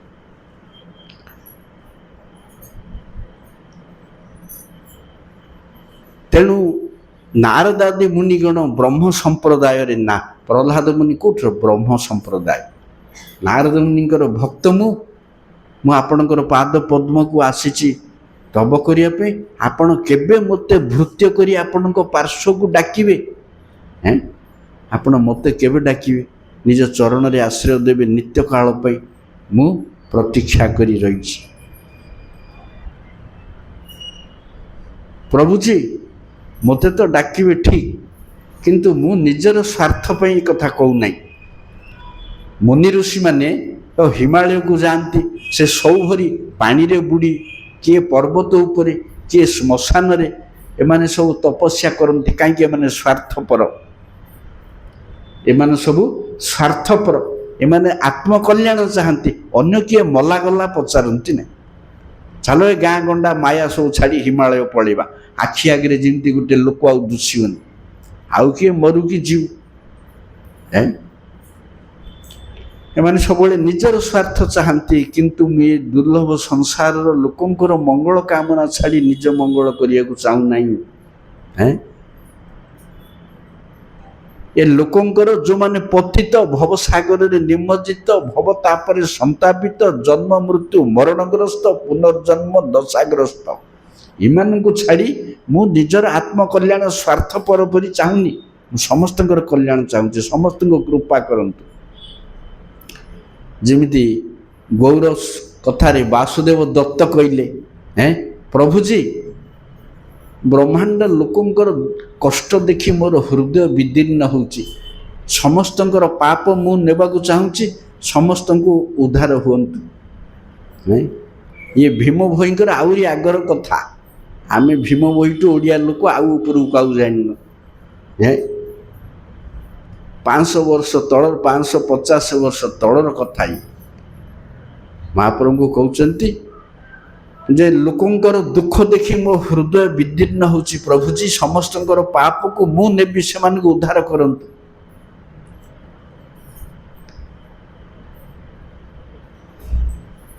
ମହାପ୍ରଭୁ କହିଲେ,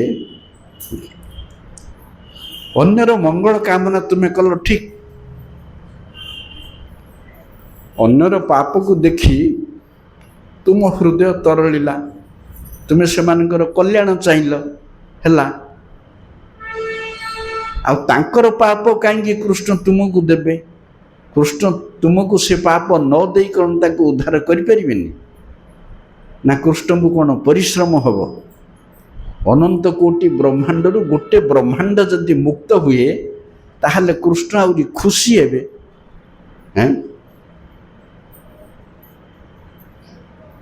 ଏ ଜିଲ୍ଲାର 100ଟା ହାଇସ୍କୁଲରୁ ଗୋଟେ ହାଇସ୍କୁଲ 100% ରିଜଲ୍ଟ ବୋଲେ ଖୁସି ହେବେ ନା ନାହିଁ ଲୋକ?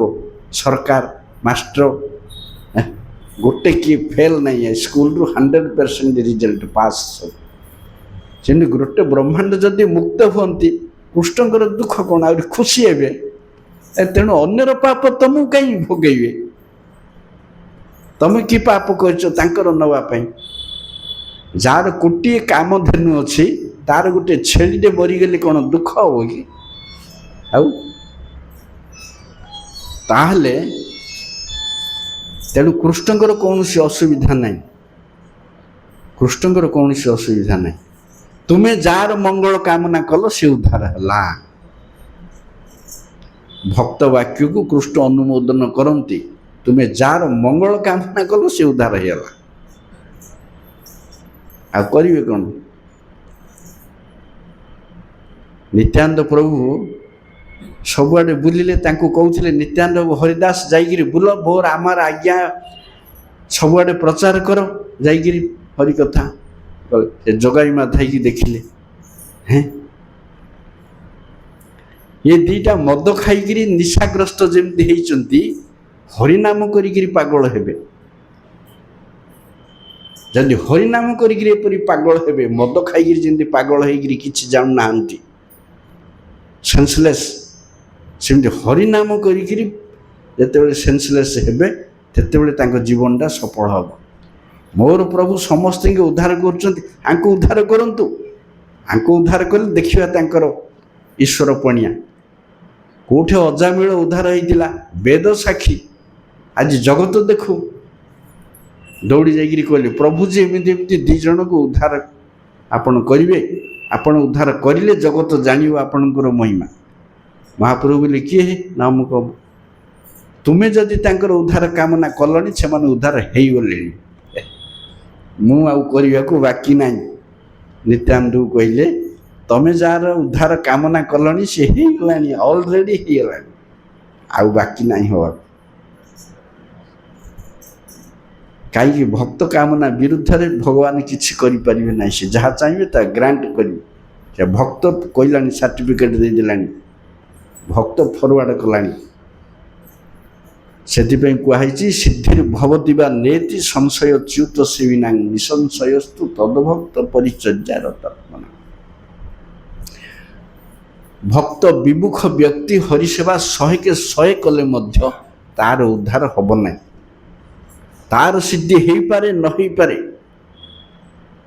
କିନ୍ତୁ ଭକ୍ତର ସେବା କରିବାର ନିସଂଶୟସ୍ତୁ, ସନ୍ଦେହ ନାହିଁ। ସନ୍ଦେହ ନାହିଁ। ଭକ୍ତର ଲାଙ୍ଗୁଡ଼ ଧରିଲେ ଆଉ ସନ୍ଦେହ ନାହିଁ। କେଶେ ଧରି ମୋରେ କର ବାର। ସେଥିପାଇଁ ମୁଁ ନାରଦ ମୁନିଙ୍କର ଚରଣ ଲାଙ୍ଗୁଡ଼ ଧରିଛି। ମୋତେ ନିଶ୍ଚୟ ଆପଣ ଆପଣଙ୍କର ଚରଣଙ୍କୁ ଡାକିବେ, ଭୃତ୍ୟ କରି ଆପଣଙ୍କର ପାର୍ଶ୍ୱରେ ରଖିବେ, ଏ ଜଗତ ଲୋକଙ୍କୁ ମଧ୍ୟ ଉଦ୍ଧାର କରିବେ। ତେଣୁ ବାସୁଦେବ ଦତ୍ତଙ୍କୁ ମହାପ୍ରଭୁ କହିଥିଲେ ତମେ ପ୍ରହ୍ଲାଦ ତୁଲ୍ୟ, ପ୍ରହ୍ଲାଦର ସେବକ। ଆଉ ଗୋଟେ ପ୍ରହ୍ଲାଦକୁ କାମନା ଦିଆହେଇଛି ବୈଷ୍ଣବ ବନ୍ଦନାରେ, ଆଉ ଜଣଙ୍କୁ ପ୍ରହ୍ଲାଦ କୁହାହେଇଛି। ଏମାନେ ସବୁ ପ୍ରହ୍ଲାଦ, ପରର ଉନ୍ନତି କାମନା କରନ୍ତି। ମୁନି ଋଷିଙ୍କ ପରି ସ୍ୱାର୍ଥପର ହେଇ ବଣ ଭିତରେ ଜଙ୍ଗଲ ଭିତରେ ଲୁଚିକିରି ଆଖି ଦେଖିଲେ ପାପ, ସବୁ ତ ପାପ। ଏ ପାପୀ ଗୁଡ଼ାକ ଉଦ୍ଧାର ହେବେ କେମିତି? ହରଦାସ ଠାକୁର, ମୁଁ ରାମଚନ୍ଦ୍ର ଖାଁର ଦୁରଭିସନ୍ଧି ଜାଣିପାରିଛି, ସେଇଦିନ ପଳିଥାନ୍ତି ତୋ ଭଳିଆ ପାପୀକୁ ଉଦ୍ଧାର କରିବାକୁ 3 ଦିନ ମୁଁ ରହିଲି। ତୋତେ ଉଦ୍ଧାର କରିବାକୁ ମୁଁ 3 ଦିନ ରହିଲି, ଉଦ୍ଧାର କଲି, ଗଲି। ମୋର ବାକ୍ୟକୁ ମୁଁ ସତ୍ୟ କଲି, ପାଳନ କଲି। ତେଣୁ ପ୍ରଭୁଜୀ ଆପଣଙ୍କର ଆବିର୍ଭାବ ଜଗତର ମଙ୍ଗଳକାରକ, ଅଶୁଭ ଅମଙ୍ଗଳ ନାହିଁ। ଆପଣ ସ୍ତମ୍ଭରୁ ବାହାରିଲେ କାହିଁକି? ଆପଣଙ୍କର ଭୃତ୍ୟ ବାକ୍ୟକୁ ସତ୍ୟ କଲେ। ଆପଣଙ୍କର ଭୃତ୍ୟ ନାରଦ ମୁନିଙ୍କର ବାକ୍ୟକୁ ସତ୍ୟ କରିବା ପାଇଁ ଆପଣ ସ୍ତମ୍ଭରୁ ବାହାରିଲେ। ଯେହେତୁ ସେ କହିଥିଲେ ଇଏ ପୁତ୍ର ଅବଧ୍ୟ, ତୁ ତାକୁ ବଦ୍ଧ କରିପାରିବୁ ନାହିଁ, ତେଣୁ ଆପଣଙ୍କର ବାକ୍ୟ ସତ୍ୟ କରିବା ପାଇଁ ସ୍ତମ୍ଭରୁ ବାହାରିଥିଲେ, ନହେଲେ ଅନ୍ୟ କିଛି କାରଣ ନାହିଁ। ତାର ଅର୍ଥ ନିଜକୁ ଦୈନ୍ୟ କରି କହୁଛନ୍ତି ମୋର ସେପରି ଭକ୍ତି ନାହିଁ, ମୁଁ ଯେ ଆପଣଙ୍କୁ ଆବିର୍ଭାବ କରିଲି କି ମୋତେ ରକ୍ଷା କରିବାକୁ ଆଇଲେ ନାହିଁ, ତାଙ୍କର ବାକ୍ୟ ମାଧ୍ୟମରେ ମୁଁ ରକ୍ଷିତ ହେବି। ଭଗବାନ ନ ଆସିଲେ ଭକ୍ତ ରକ୍ଷିତ ହେଇପାରିବନି କି? ହିରଣ୍ୟକଶ୍ୟପର ଏତେ ଦଣ୍ଡରୁ କେମିତି ରକ୍ଷା ପାଇଲେ? କଳିଯୁଗରେ ବହୁତ ଭକ୍ତ ବହୁତ ଜାଗାରେ ରକ୍ଷା ପାଉଛନ୍ତି, ସୁରକ୍ଷିତ। ସବୁବେଳେ କ'ଣ ଭକ୍ତ ଭଗବାନ ଆବିର୍ଭୂତ ହୁଅନ୍ତି? ପ୍ରଭୁଜୀ ଆପଣଙ୍କର ଏଇ ନୃସିଂହ ରୂପଟା ଏକମାତ୍ର ରୂପ ନେଇ ଆପଣ ନର, ମୁନି, ତିର୍ଯ୍ୟକ୍, ଦେବ ବିଭିନ୍ନ ଯୋନିରେ ଜନ୍ମ ହୁଅନ୍ତି। ବିଭିନ୍ନ ଯୋନିରେ ଜନ୍ମ ହୁଅନ୍ତି, କିନ୍ତୁ ତେଣୁ ଆପଣ ତ୍ରିଯୁଗୀ। ଆପଣଙ୍କର ନାଁ ହେଉଛି ତ୍ରିଯୁଗ, ସତ୍ୟ, ତ୍ରେତୟା, ଦ୍ୱାପର, 3ଟି ଯୁଗରେ ଆପଣ ଆବିର୍ଭୂତ ହୁଅନ୍ତି, କିନ୍ତୁ କଳିରେ ନୁହଁ। ଯଦି ଆବିର୍ଭୂତ ହୁଅନ୍ତି ଛନ୍ନ କଳଉ। ଭଗବାନଙ୍କର ଗୋଟେ ନାଁ ହେଉଛି ତ୍ରିଯୁଗ, 3 ଯୁଗରେ ଆବିର୍ଭୂତ ହୁଅନ୍ତି, କଳିରେ ନାହିଁ। କଳିରେ ଯଦି ହୁଅନ୍ତି ଛନ୍ନ ରୂପରେ, ତାଙ୍କର ଐଶ୍ୱର୍ଯ୍ୟ ପ୍ରକାଶ କରନ୍ତି ନାହିଁ।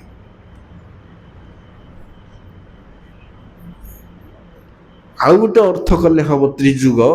ଯୁଗ ବୋଲେ ଦୁଇ, ଯୁଗ୍ମ ଯୁଗଳ ଦୁଇ, ତ୍ରିଯୁଗ ତିନି ଦୁଣେ ଛଅ, ଛଅ ଐଶ୍ୱର୍ଯ୍ୟ ସମ୍ପନ୍ନ। ତେଣୁ ଭଗବାନ ତ୍ରିଯୁଗ, ଦୁଇଟା ଅର୍ଥ।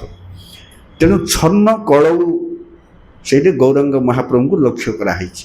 ଆପଣ କଳିଯୁଗରେ ଛନ୍ନ ରୂପରେ ଅବତୀର୍ଣ୍ଣ ହୁଅନ୍ତି, ଛନ୍ନାବତାର ବୋଲି ମହାପ୍ରଭୁଙ୍କୁ କୁହାଯାଇଛି। ଅର୍ଥାତ୍ ନିଜର ସ୍ୱରୂପକୁ ସବୁବେଳେ ଆବୃତ କରନ୍ତି। ନିଜର ଐଶ୍ୱର୍ଯ୍ୟ ମନ ଇଚ୍ଛା ଅନ୍ୟ ରୂପରେ ଯେମିତି ବିସ୍ତାର କରୁଥିଲେ ଅନ୍ୟ ଯୁଗରେ, ସେମିତି ବିସ୍ତାର କରନ୍ତି ନାହିଁ। କେବଳ ନରଲୀଳା କରନ୍ତି, ନରଧର୍ମ ପାଳନ କରନ୍ତି। ବେଳେ ବେଳେ ଛନ୍ନ କଳୁ, ସବୁ କଳିରେ ନାହିଁ।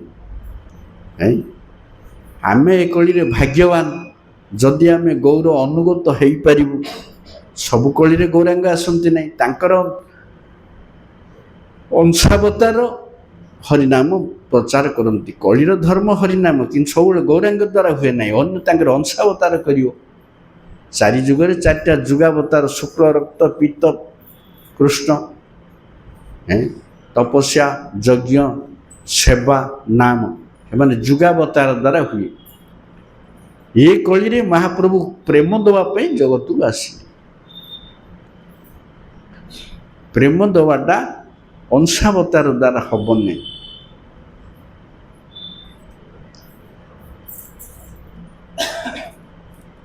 ଯୁଗ ଧର୍ମ ପ୍ରବର୍ତ୍ତନ ହୟ ଅଂଶ ହଇତେ, ଆମା ବିନା ବ୍ରଜ ପ୍ରେମ କେହ ନାରୀ ଦିତେ। ଯୁଗ ଧର୍ମଟା ସେ ପ୍ରଚଳନ କରିପାରିବ, କିନ୍ତୁ ଆମ ବ୍ରଜ ପ୍ରେମଟା ତାଙ୍କ ଛଡ଼ା ଆଉ କିଏ ଦେଇପାରିବ ନାହିଁ, ମୋ ଛଡ଼ା। ତେଣୁ ମୋତେ ଯିବାକୁ ହବ।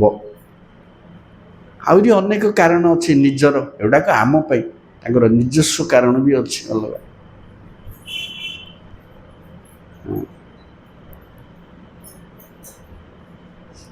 ତେଣୁ ଭଗବାନ ଯେତେବେଳେ ପ୍ରକଟ ହୁଅନ୍ତି, ଆବିର୍ଭୂତ ହୁଅନ୍ତି, ଜଗତର ମଙ୍ଗଳ ହୁଏ, ଅନିଷ୍ଟ ହୁଏନି କେବେ ହେଲେ। ତେଣୁ ଏ ମାୟା ହିଁ ବିପଦର କାରଣ। ସବୁ ମୁହୂର୍ତ୍ତରେ ଜାଣ ମାୟା। ତେଣୁ ଭୟ। କାଲି କହିଥିଲି ଏ ଦେହଟା ଆଇଛି କେତେ ଦିନ ପାଇଁ ଆମକୁ ଜଣା ନାହିଁ, ଅନିତ୍ୟ। କିନ୍ତୁ ଏ ଦେହ କୋଟି କୋଟି ଭୟ ଆଣିକିରି ଦିଏ ଆମକୁ। କୋଟି କୋଟି ଭୟ ଏ ଦେହ ଦଉ। କିଏ ଦଉଛି? ଯାହାର ଦେହ ଅଭିମାନ ଯେତେ, ତାର ଭୟ ସେତେ। ଦେହଟା କେତେବେଳେ ଅଛି ମରୁ ଯାଉ, ଖାଇବା ପିଇବା ଚିନ୍ତା କିଛି ନାହିଁ। ଦେହ ସ୍ମୃତି ନାହିଁ ଯାର, ସଂସାର ବନ୍ଧନ କାହା ତାର। ଚୈତନ୍ୟ ଚରିତାମୃତରେ ଗୋପୀମାନେ କହୁଛନ୍ତି, ଦେହ ସ୍ମୃତି ନାହିଁ ଯାର, ସଂସାର ବନ୍ଧନ କାହା ତାର। ଯାହାର ଦେହାଭିମାନୀ ନୁହଁ, ତାର ସଂସାର ବନ୍ଧନ ନାହିଁ। ମାର ବି ରାଖ ବି ଯୋ ଇଚ୍ଛା ତୋହାରା, ନିତ୍ୟ ଦାସ ପ୍ରତି ତୁୟା ଅଧିକାରା। ମୁଁ ଆପଣଙ୍କର ଶରଣାଗତ, ମାରିବେ ତାରିବେ ଆପଣଙ୍କର ଇଚ୍ଛା। ଦି ହାତ ମୁଁ ଟେକି ଦେଇଛି।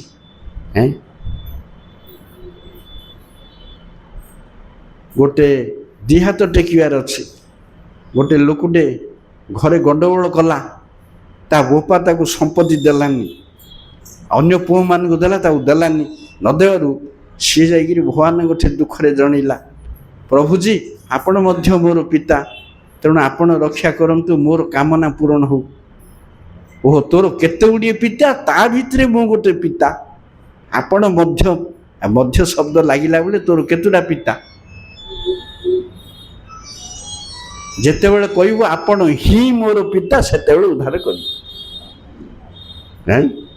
ଆପଣ ମଧ୍ୟ ବୋଇଲେ ହବନି, ଆପଣ ହିଁ ଏକମାତ୍ର ପିତା। ଯେତେବେଳେ କହିବୁ ସେତେବେଳେ ଉଦ୍ଧାର କରିବୁ, ଯାହା ତୋର କାମନା ପୂରଣ କରିବୁ। ସେଥିପାଇଁ ଭଗବାନଙ୍କ ଦ୍ୱାରା ହିଁ ଜୀବର ମଙ୍ଗଳ ହୁଏ, ମାୟା ଦ୍ୱାରା ନୁହେଁ। ତେଣୁ କେବେ ଆପଣ ମୋ ପାଖକୁ ଡାକିବେ। ତେଣୁ ଯେତେ ଅବତାର ଜଗତରେ ଅବତୀର୍ଣ୍ଣ ହୁଅନ୍ତି, ଭିନ୍ନ ଭିନ୍ନ ଯୋନିରେ ଭିନ୍ନ ଭିନ୍ନ ଲୋକ କଲ୍ୟାଣ ପାଇଁ। ତେଣୁ ଆପଣ ତ୍ରିଯୁଗ, କିନ୍ତୁ ବେଳେବେଳେ ଛନ୍ନ କଳଉ, କଳିରେ ଛଦ୍ମବେଶରେ ଜନ୍ମ ହୁଅନ୍ତି। ତଥାପି ମଣିଷ ଆପଣଙ୍କୁ ଚିହ୍ନି ପାରି ନାହିଁ। କାହିଁକି? ସୁଖ। ପିଲାମାନଙ୍କୁ କହିଥିଲେ ପରା, ତତ ପ୍ରୟାସ ନ କର୍ତ୍ତବ୍ୟ ଯତ ଆୟୁ ବ୍ୟୟମ୍ ପରମ୍, ନ ତଥା ବିନ୍ଦତେ କ୍ଷେମଂ ମୁକୁନ୍ଦ ଚରଣାର ବିନ୍ଦମ୍। हे दैत्य पुत्रगण सुख पछरे गोड़ाओ ना যথা দুঃখ মযত্ন তো দুঃখ যেপরি বিনা যত্ନରେ ଆସେ ସୁଖ ସେପରି ବିନା ଯତ୍ନରେ ଆଇବ କାହିଁକି ସମୟ ଆୟୁଷ ନଷ୍ଟ କରୁଛୁ ତା ପଛରେ ଗୋଡ଼େଇ ଗୋଡ଼େଇ ଆଚ୍ଛା ଯେଉଁ ସୁଖ ପଛରେ ଗୋଡ଼ଉଛୁ ଆମେ ସେଟାକୁ କି ସୁଖ ଐନ୍ଦ୍ରିୟକମ୍ ସେ କହୁଛନ୍ତି ଇନ୍ଦ୍ରିୟ ସୁଖ ଗୋଟେ ଛୋଟ ପିଲାଟେ 2 ବର୍ଷର ପିଲାଟେ ବାଲି ଖେଳିଲେ ମଧ୍ୟ ସୁଖ ପାଉଛି ତାକୁ 2 ବର୍ଷର ପିଲାକୁ ବାଲି ଖେଳ ସୁଖ ଲାଗୁଛି ତାଠୁ ଟିକେ ବଡ଼ ପିଲାକୁ ଖେଳକୁଦ ସୁଖ ଲାଗୁଛି ଆଉ ଟିକେ ବଡ଼ ପିଲାକୁ ସାଇକେଲ ଚଲେଇଲେ ସୁଖ ଲାଗୁଛି ଗାଡ଼ି ଚଲେଇଲେ ସୁଖ ଲାଗୁଛି ତା ଟିକେ ବଡ଼ ହେଲେ ଆଉ କ'ଣ ତା ଉପରକୁ ସୁଖ ଭର୍ତ୍ତି ହେଇଛି ପାଠ ପଢ଼ିଲେ ଆନନ୍ଦ ଭ୍ରମଣ କଲେ ଆନନ୍ଦ ସର୍ବୋଚ୍ଚ ଭୋଜନରେ ଆନନ୍ଦ ଜିହ୍ୱା ଆନନ୍ଦ ପାଏ ସୁନ୍ଦର ଗୀତ ଶୁଣିଲେ କାନ ଆନନ୍ଦ ପାଏ ସୁନ୍ଦର ବାସନା ଶୁଣିଲେ ନାକ ଆନନ୍ଦ ପାଏ ପ୍ରଶଂସା କଲେ ମନ ଆନନ୍ଦ ପାଏ ଗୁଣଗାନ କଲେ ମନ ଆନନ୍ଦ ପାଏ ଏ 11ଟା ଯାକ ଇନ୍ଦ୍ରିୟ ସମସ୍ତେ ଆନନ୍ଦ ଚାହାନ୍ତି କିନ୍ତୁ ସବୁଯାକ ଜଡ଼ ଆନନ୍ଦ ସବୁଯାକ ଭୌତିକ ଆନନ୍ଦ ଭୌତିକ ସୁଖ ବିଷୟ ସୁଖ ଲୋକେ ଗୋଡ଼ାନ୍ତି କାହିଁକି ବିଷୟ ସୁଖ ପଛରେ ବିଷୟ ସୁଖ ଆମକୁ ଆନନ୍ଦ ଦେଇପାରିବ ନାହିଁ କାହିଁକି କାଲି କହିଲି ପ୍ୟାଣ୍ଟ ସାର୍ଟ ପିନ୍ଧିକିରି ତେଲ ମାଲିସ କଲେ ଦେହରେ ଲାଗିବ ଯେମିତି ବସ୍ତ୍ରାବୃତ ଦେହରେ ତୈଳ ଅଭ୍ୟଙ୍ଗ କଲେ ଶରୀରର କୌଣସି ଉପକାର ହୁଏ ନାହିଁ ସେହିପରି ଦେହ ମନର ଉପକାର ଦ୍ୱାରା ଆତ୍ମକଲ୍ୟାଣ ହୁଏ ନାହିଁ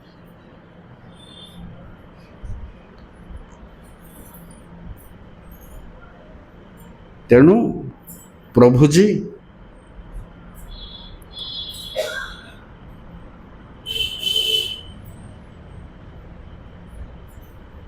ଏ ଜଗତରେ ଯେଉଁମାନେ ସୁଖ କାମନା କରନ୍ତି ବାସ୍ତବରେ କ'ଣ ଜନ୍ମୈଥୁନ ଆଦି ଗୃହ ମେଥି ସୁଖମ ହି ତୁଚ୍ଛଂ କଣ୍ଡୁୟନଂ ଇବ କରୋରିବ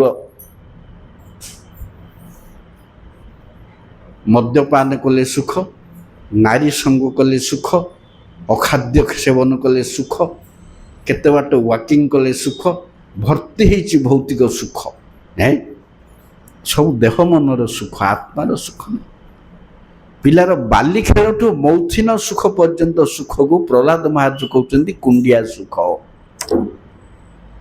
ଏ ସୁଖ ଗୁଡ଼ାକର ସ୍ୱରୂପ ହେଉଛି କୁଣ୍ଡିଆ ସୁଖ ଗୁଡ଼ାକ ବାସ୍ତବ ସୁଖ ନାହିଁ ତାକୁ କୁଣ୍ଡିଆ ସହିତ କାହିଁକି ଆଧାର ଦେଲେ ଯେତେ ରୋଗ ଅଛି ଆମକୁ ସବୁ ଦୁଃଖ ଦିଏ କଷ୍ଟ ଦିଏ କୁଣ୍ଡିଆ ରୋଗଟା ଆମକୁ ଆନନ୍ଦ ଦିଏ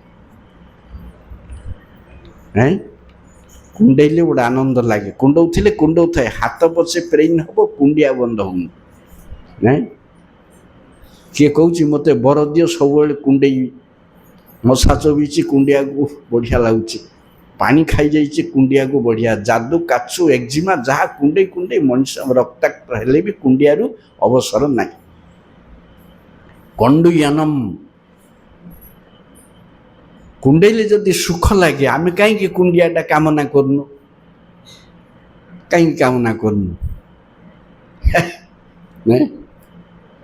ପ୍ରଭୁଜୀ କୁଣ୍ଡିଆ ସୁଖ ସବୁବେଳେ ହେଉଥାଉ କୁଣ୍ଡିଆକୁ ବଡ଼ ମଜା ଲାଗୁଛି ଆନନ୍ଦ ମିଳୁଛି କୁଣ୍ଡିଆରେ କାହାକୁ ଦୁଃଖ ମିଳୁଛି କି ଆଉ ନାଇଁ ତ କାହିଁକି ତାହେଲେ ସଂସାର ସୁଖ ମାଗୁଛ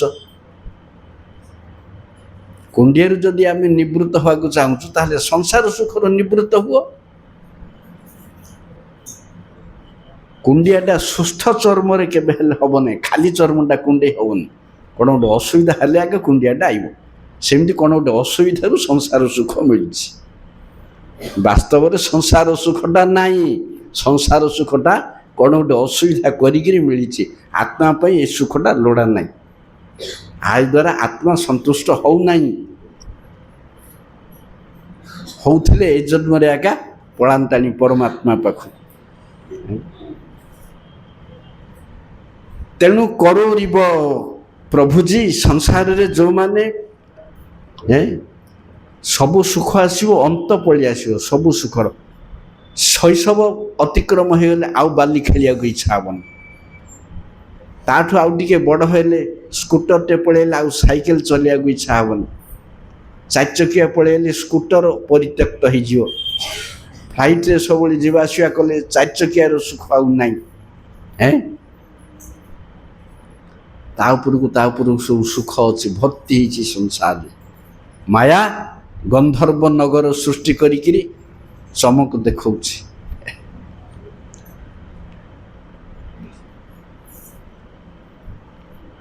ହେଲେ କେଉଁମାନଙ୍କୁ ମାୟା ଏସବୁ ସୁଖ ଦିଏ? ଯେଉଁମାନେ ପ୍ରଭୁପାଦ କହନ୍ତି, ଯେଉଁମାନେ ହରିପାଦ ପଦ୍ମରୁ ବିମୁଖ, ମାୟା ତାଙ୍କୁ ଶବ୍ଦ ସ୍ପର୍ଶ ରୂପ ରସ ଗନ୍ଧ ରୂପକୁ ପଞ୍ଚବାଣ ଟାଣିକିରି ମାରେ, ଝିକିକିରି ମାରେ। ଏଗୁଡ଼ାକ ଶବ୍ଦ ସ୍ପର୍ଶ ରୂପ ରସ ଗନ୍ଧର ପଞ୍ଚବାଣ ହରିବିମୁଖ ଜୀବ ଉପରକୁ ମାୟା ନିକ୍ଷେପ କରେ। ଏ ପାଞ୍ଚଟା ସୁଖ ଦ୍ୱାରା ତ ଆମେ ଆନନ୍ଦ ପାଉ। ଏ ପାଞ୍ଚଟା ଇନ୍ଦ୍ରିୟ, ଭଲ ଦେଖିବା, ଭଲ ଖାଇବା, ଭଲ ଛୁଇଁବା, ବାଲି ଖେଳଠୁ ମୈଥୁନ ରତି ସୁଖ ପର୍ଯ୍ୟନ୍ତ ସବୁ ଆନନ୍ଦଦାୟକ। ନିର୍ଦ୍ଦିଷ୍ଟ କାଳରେ ସବୁ ଆନନ୍ଦଦାୟକ। ହରି ଭଜନର ସୁଖ ଆଇଲେ ସବୁ ଗଲା। ଯେତେବେଳେ ଆସିବ ସେତେବେଳେ ହିଁ ଦୂର ହବ। ଦେଖ, ଡୁପ୍ଲିକେଟ୍ ସାଧୁ, ଯେମିତି ଗୃହସ୍ଥ ଲୋକେ କାହାର କର୍ମକ୍ଷୟ ହେଇନି, ଗୋଟେ ଷ୍ଟାଇଲକୁ ଖାଲି ହରିନାମ କରିବା, ଚିତା ତିଳକ ମାରିବା, କାହାର କର୍ମକ୍ଷୟ ହେଇନି। ଇଆଡ଼ୁ ଟିକେ ସିଆଡ଼ୁ ଟିକେ, ଇଆଡ଼େ ଗୋଟେ ଗୋଡ଼ ସିଆଡ଼େ ଗୋଟେ ଗୋଡ଼। କୁଆଡ଼େ ଯାଉଛ ନା କ'ଣ କରିବା? ସଂସାରୀ ଲୋକ, ଆଉ ପିଲାଟା ସ୍କୁଲରୁ ଆଇବ, ଆଉ ତାର ବର ଅଫିସରୁ ଆଇବ, ଆଉ ବାପା ପଡ଼ିଛି ଯାଉଛି, ଆଉ କ'ଣ କରିବା? ସଂସାରୀ ଲୋକ ହେଲେ ଇଆଡ଼େ କାହିଁକି ଆଇଲୁ? ଆଇବାକୁ କିଏ କହିଲା? ବନ୍ଧୁ ସଙ୍ଗେ ଯଦି ତବ ରଙ୍ଗ ପରିହାସ, ତବେ ମୋର କଥା ରାଖ ଯେଉ ନାକ କୁହା ହେଲା, ମାନିଲେନି? ବନ୍ଧୁବାନ୍ଧବ ମେଳରେ ମଜା କରିବାକୁ ଥିଲେ କାହିଁକି ଆଇଛୁ କୃଷ୍ଣ ପାଖକୁ? ଇଆଡ଼ୁ ଟିକେ ସିଆଡ଼ୁ ଟିକେ ଚାଖିବି।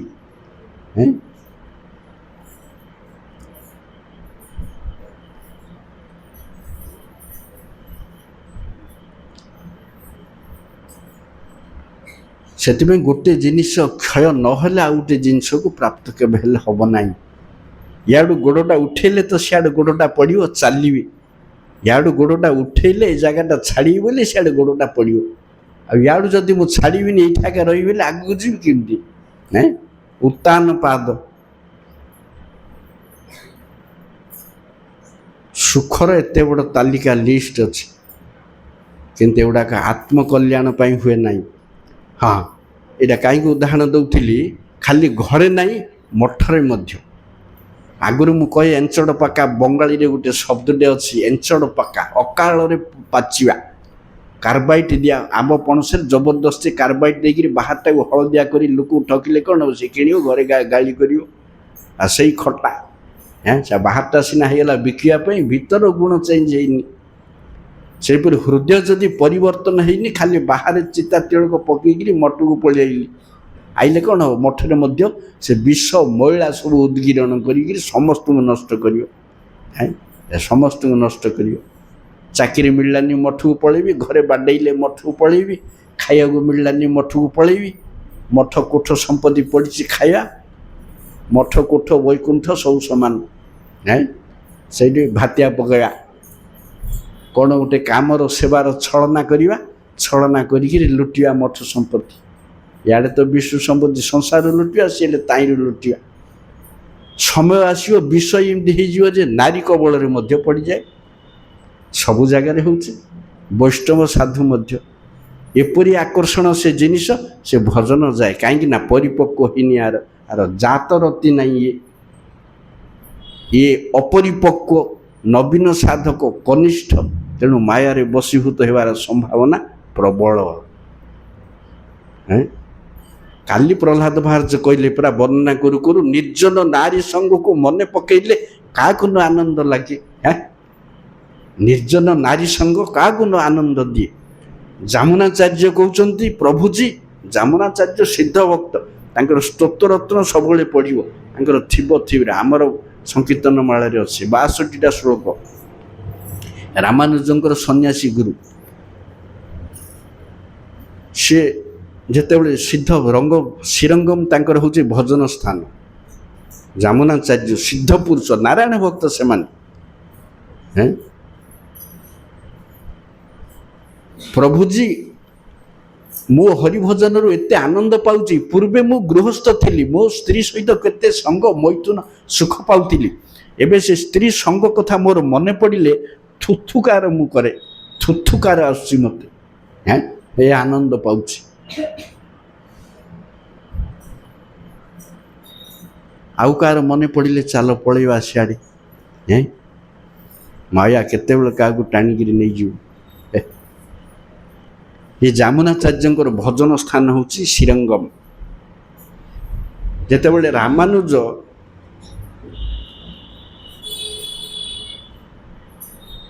पिला थिले बौद्ध जैन द्वारा 1500 वर्ष भारत वर्ष नास्तिक होला बामण माने पैता छिंडेकी बौद्ध हो गले बुद्ध लाइट ऑफ एशिया परा इतिहास कहूँ एशिया महादेशटा बौद्ध धर्म रे भासिला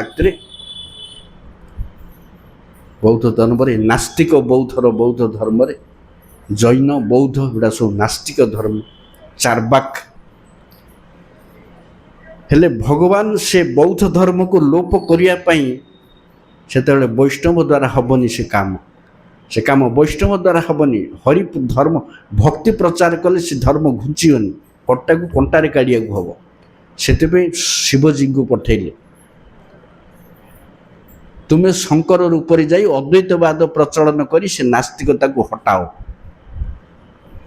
अद्वैतवाद हूँ द्वितीय बौद्धवाद द्वितीय नास्तिकवाद तेणु आचार्य शंकर हटेदेले बौद्ध धर्म को भारत वर्षर सीमा टपेदेले चारिआडे हिंदू सब हो आउ थे पलि सब अरे बौद्ध धर्म जहाँ अद्वैतवाद ताहा आमे जदि वेद मानिक से जिनस मिलला आमे बौद्ध हबू कहीं आमे कहीं हिंदू न हबू अशेष लाभ होला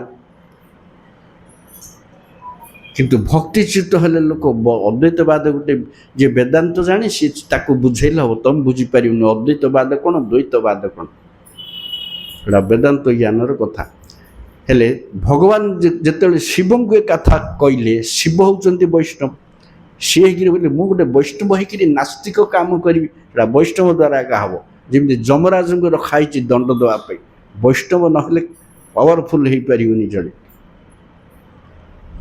भगवान कहले हेले शिवंकर आराध्य होउचंती संकर्षण संकर्षण कहले तुम्हें जाओ अद्वैतवाद कर नास्तिक कर जहा कर बौद्ध धर्म हटा तापर मु जाइए वैष्णव धर्म प्रचार करी तेणु शंकर दर्शन को हटेबार प्रथम आचार्य रामानुज संकर्षण अंश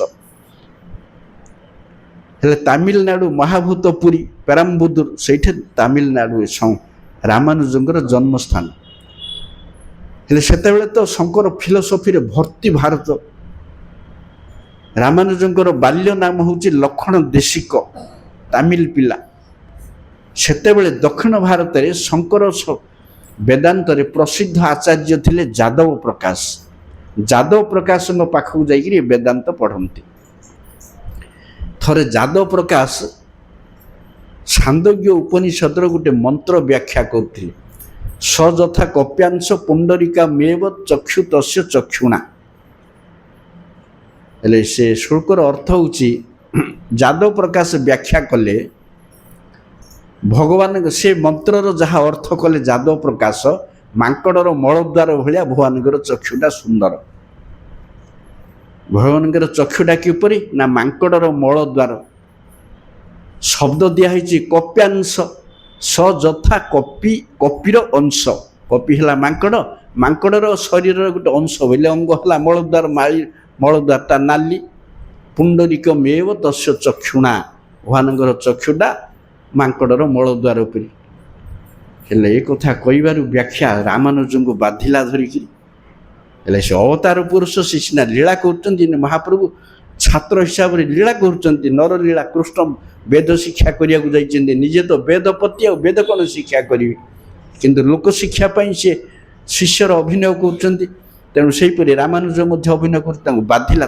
प्राण घरे आसी बहीपत्र सब उल्टेक जाइए अलग व्याख्या कले गुरुदेव यहाँ भूल आपणकर व्याख्या भूल आ ठीकटा कौन ना आमको हेले कप्यांश को कौन अर्थ कले ନା କପି ବୋଲି ମାଙ୍କଡ଼ ହବନି ଗୁରୁଦେବ, ସେଠି କପି ବୋଲି ସୂର୍ଯ୍ୟ। କପି କହିଲେ ସୂର୍ଯ୍ୟ, କ କହିଲେ ଜଳ। କଂ ପିବତି ଇତି କପି, ଜଳ ଯିଏ ପାନ କରେ ସେ କପି। ଜଳ ତ ସମସ୍ତେ ପାନ କରନ୍ତି, ସୂର୍ଯ୍ୟ ଯେତିକି ଜଳ ପାନ କରେ କେହି ପାନ କରନ୍ତି ନାହିଁ। ତେଣୁ କ ପାନ କରେ ଯିଏ କପି, ତେଣୁ ସୂର୍ଯ୍ୟ ତାଙ୍କର ଅଂଶ ହେଲା କିରଣ, ତାଙ୍କର କିରଣରେ ହେଲା ପୁଣ୍ଡରିକ ପଦ୍ମ, ତେଣୁ ପଦ୍ମ ତୁଲ୍ୟ ନୟନ। ପ୍ରମାଣ ଯାଦବ ପ୍ରକାଶର କ୍ରୋଧ ହିଂସା ବଢ଼ିଲା ରାମାନୁଜ ଉପରେ, ଆକୁ କେମିତି ମାରିବି, ଏଇଟା ଗୋଟେ ଅପ୍ରତିଦ୍ୱନ୍ଦ୍ୱୀ ଆଚାର୍ଯ୍ୟ, ମୋର ଭାଷ୍ୟକୁ ଇଏ ଖଣ୍ଡନ କରୁଛି ବୋଲି ତାକୁ କେମିତି ମାରିବାକୁ ଲାଗିଲେ ପ୍ରାଣରେ। କିନ୍ତୁ ପରେ ଯେତେ ଚେଷ୍ଟା କଲେ ମାରିପାରିଲେନି। ହେଲେ ଥରେ ଯାମୁନାଚାର୍ଯ୍ୟ ଆସିଛନ୍ତି କାଞ୍ଚି, ରାମାନୁଜଙ୍କର କାଞ୍ଚି। ଯାମୁନାଚାର୍ଯ୍ୟ ରଙ୍ଗନାଥଠୁ ଏ ଶ୍ରୀରଙ୍ଗମରୁ କାଞ୍ଚି ଆଇଛନ୍ତି। କାଞ୍ଚି ଆସୁଛନ୍ତି ତାଙ୍କର ଶିଷ୍ୟକୁ ଧରିକିରି। ସେ ଦେଖିଲେ ଯାଦବ ପ୍ରକାଶଙ୍କର ଇନଷ୍ଟିଚ୍ୟୁଟକୁ ଯେତେବେଳେ ଆଇଲେ ପାଠଶାଳାକୁ, ରାମାନୁଜଙ୍କୁ ଦେଖିଲେ। ବୈଷ୍ଣବର ଲକ୍ଷଣ, ବୈଷ୍ଣବ ଚିହ୍ନିବ। ତେଣୁ ରାମାନୁଜ ଦେଖିଲେ ହରି ଏଇ ପିଲା ବୈଷ୍ଣବ ତେଜ ଅଛି, ସେ ପିଲାକୁ ଯା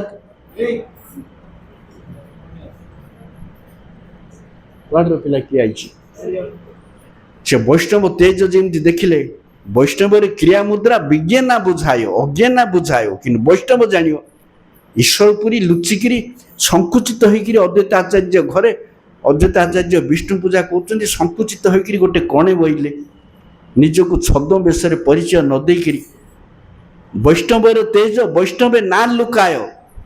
ଅଦ୍ୱୈତ ଆଚାର୍ଯ୍ୟ ବାରମ୍ବାର ପୂଜା କରୁଛନ୍ତି, ଅନଉଛନ୍ତି ତାକୁ, କିଏ ଏଇଟା, ବୈଷ୍ଣବଟା, ତୁମେ କିଏ, ନା ମୁଁ ଜଣେ ଶୂଦ୍ର।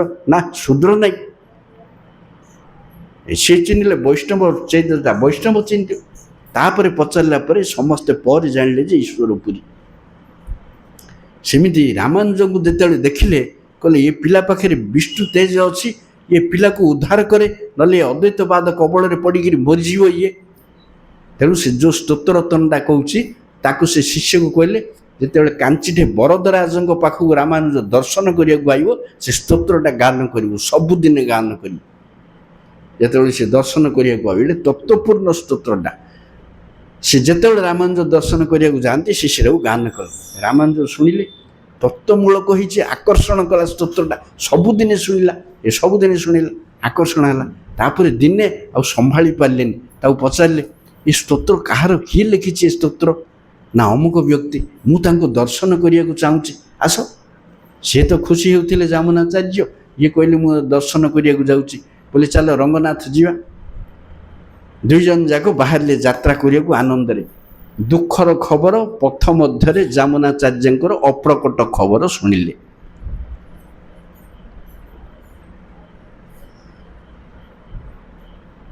ଦି ଜଣ ଯାକ ଦୁଃଖରେ ଭାଙ୍ଗି ପଡ଼ିଲେ। ଯାମୁନାଚାର୍ଯ୍ୟଙ୍କର ଅପ୍ରକଟ ସମ୍ବାଦ ବାଟରେ ପାଇଲେ। ତଥାପି ତାଙ୍କର ସେ ଶିଷ୍ୟ କହିଲା, ଚାଲ ଚାଲ ଶୀଘ୍ର ଯିବା।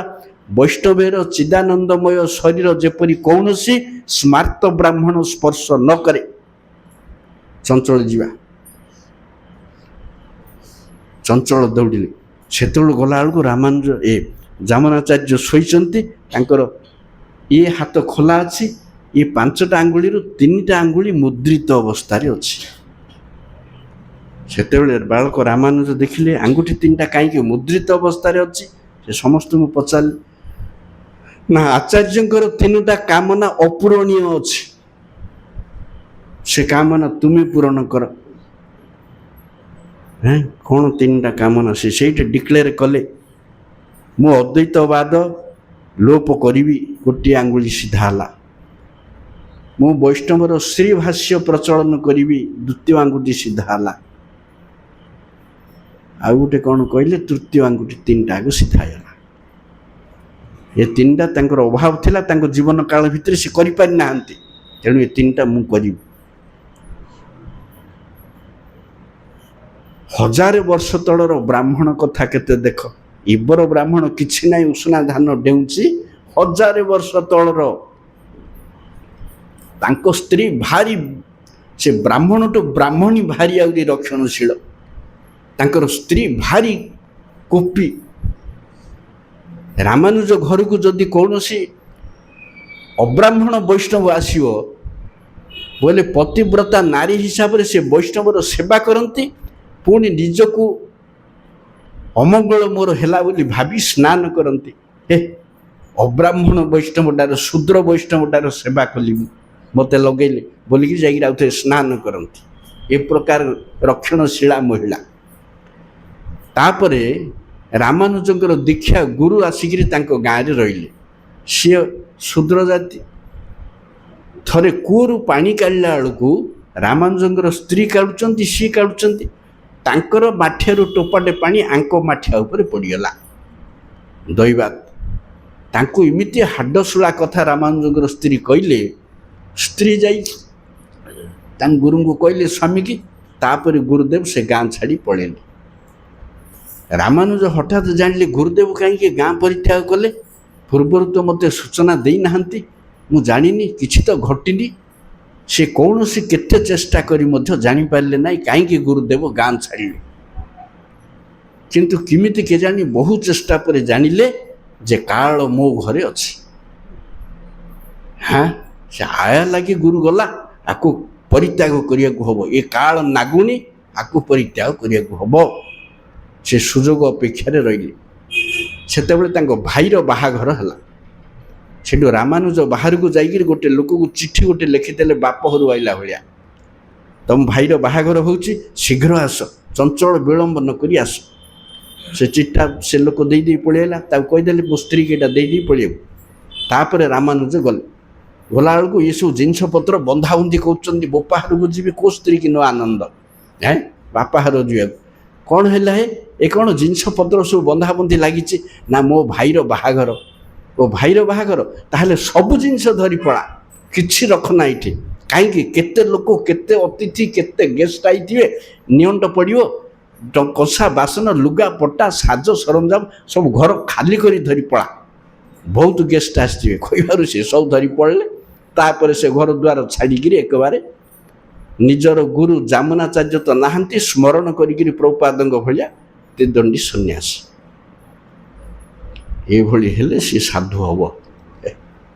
ସ୍ତ୍ରୀଠୁ ଗୋଇଠା ଖାଇକିରି ଗଧ ପଛରେ ଗଧ ଗୋଡ଼ଉଛି, କୁକୁର ପଛରେ କୁକୁର ଗୋଡ଼ଉଛି। ସ୍ତ୍ରୀର ଅଇଁଠା, ସ୍ତ୍ରୀର ନାତ, ସ୍ତ୍ରୀଠୁ ଦେହ ସୁଖ, ସ୍ତ୍ରୀ ଖଉଛି ସନ୍ତୁଳା।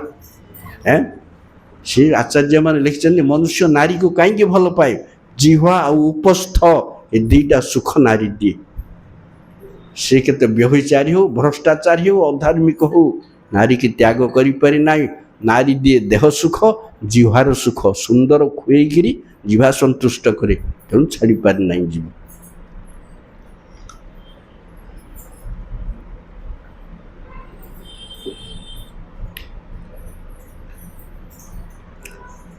ଜିହ୍ୱାକୁ ମହାପ୍ରଭୁ କହିଲେ ପରା, ଜିହ୍ୱାର ଲାଳସେ ଯେହୁ ଇତି ଉତି ଧାୟ, ଶିଷ୍ଣ ଉଦର ପରାୟଣ କୃଷ୍ଣେ ନାଇଁ ପାଅ। ଶିଷ୍ଣ ଉଦର ଦୁଇଟା ଇନ୍ଦ୍ରିୟ କହିଲେ,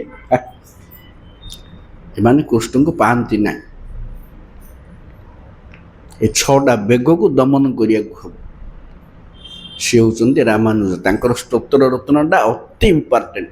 ସେ ଭିତରେ ଗୋଟେ ସ୍ତବରେ ଲେଖିଛନ୍ତି, ଗୋଟେ ଶ୍ଲୋକରେ, ପ୍ରଭୁଜୀ ମୋର କର୍ମ ଅଭିଳାଷରେ ମୁଁ ଦୁଃଖ ସାଗରରେ ପଡ଼ିବି ସତ, କିନ୍ତୁ ଆପଣଙ୍କ ଆଗରେ ଆପଣଙ୍କର ଦାସ ଦୁଃଖ ପାଇବ, ଏଇଟା ଆପଣଙ୍କୁ ଶୋଭା ଲାଗିବ ତ? ଆପଣଙ୍କର ଦାସ ଆପଣଙ୍କ ଆଗରେ କଷ୍ଟ ପାଇବ, ଏଇଟା ଜଗତରେ ସୁନ୍ଦର ହବ କି? ବିଚାର କରନ୍ତୁ।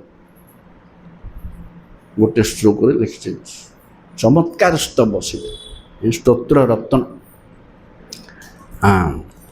ହେଲେ এইଭଳି ବହୁତ ଲୋକଙ୍କର ବହୁତ ସ୍ତବ ଅଛି, ତାକୁ ପଢ଼ିବାକୁ ହବ। ପଢ଼ିଲେ ତତ୍ତ୍ୱ ସବୁ ଜାଣିବାକୁ ହବ।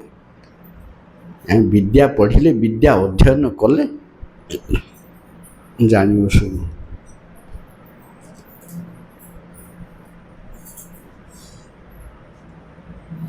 ତେଣୁ ରାମାନୁଜ ସମ୍ପ୍ରଦାୟରୁ ହିଁ ପ୍ରଭୁପାଦ ଯାଇକିରି ସନ୍ନ୍ୟାସ ଲୀଳାର ନୀତି ନିୟମ ଲେଖିକିରି ଆଣିଥିଲେ। ତେଣୁ ରାମାନୁଜଙ୍କୁ ଅନୁସରଣ କରି ଶ୍ରୀ ଗୌରକିଶୋର ଦାସ ବାବାଜୀଙ୍କୁ ସ୍ମରଣ କରି ନିଜେ ସନ୍ନ୍ୟାସୀ ନେଲେ।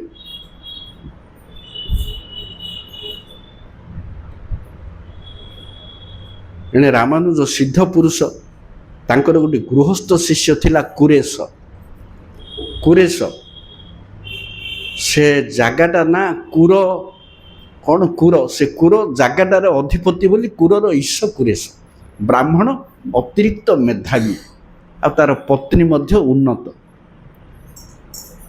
ସେ ଗୋଟେ କ'ଣ ହେଇଛି, ବୋଧାୟନ ବୋଲି ଗୋଟେ ଆଚାର୍ଯ୍ୟ ଥିଲେ। ବୋଧାୟନ, ଦ୍ରବିଡ଼, ଏମାନେ ରାମାନୁଜଙ୍କର ପୂର୍ବବର୍ତ୍ତୀ ଆଚାର୍ଯ୍ୟ ଶ୍ରୀ ସମ୍ପ୍ରଦାୟର। ହେଲେ ଗୋଟେ ବେଦାନ୍ତର ଗୋଟେ ବୃତ୍ତି ଲେଖିଥିଲେ, ତା ନାଁ ହେଉଛି ବୋଧାୟନ ବୃତ୍ତି।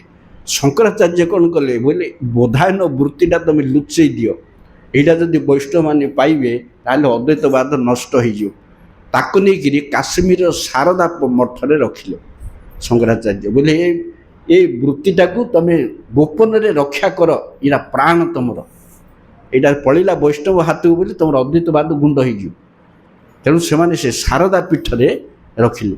ହେଲେ ରାମାନୁଜ ଯେତେବେଳେ ବେଦାନ୍ତ ଲେଖିବେ ବୋଲି ଗୁରୁଙ୍କଠି ଶପଥ କଲେ, ସେତେବେଳେ ସେ ବୋଧାୟନ ବୃତ୍ତିଟାକୁ ଚାହିଁଲେ, ତାଙ୍କ ସମ୍ପ୍ରଦାୟ ତ, ତେଣୁ ସେଇଟାକୁ ଚାହିଁଲେ।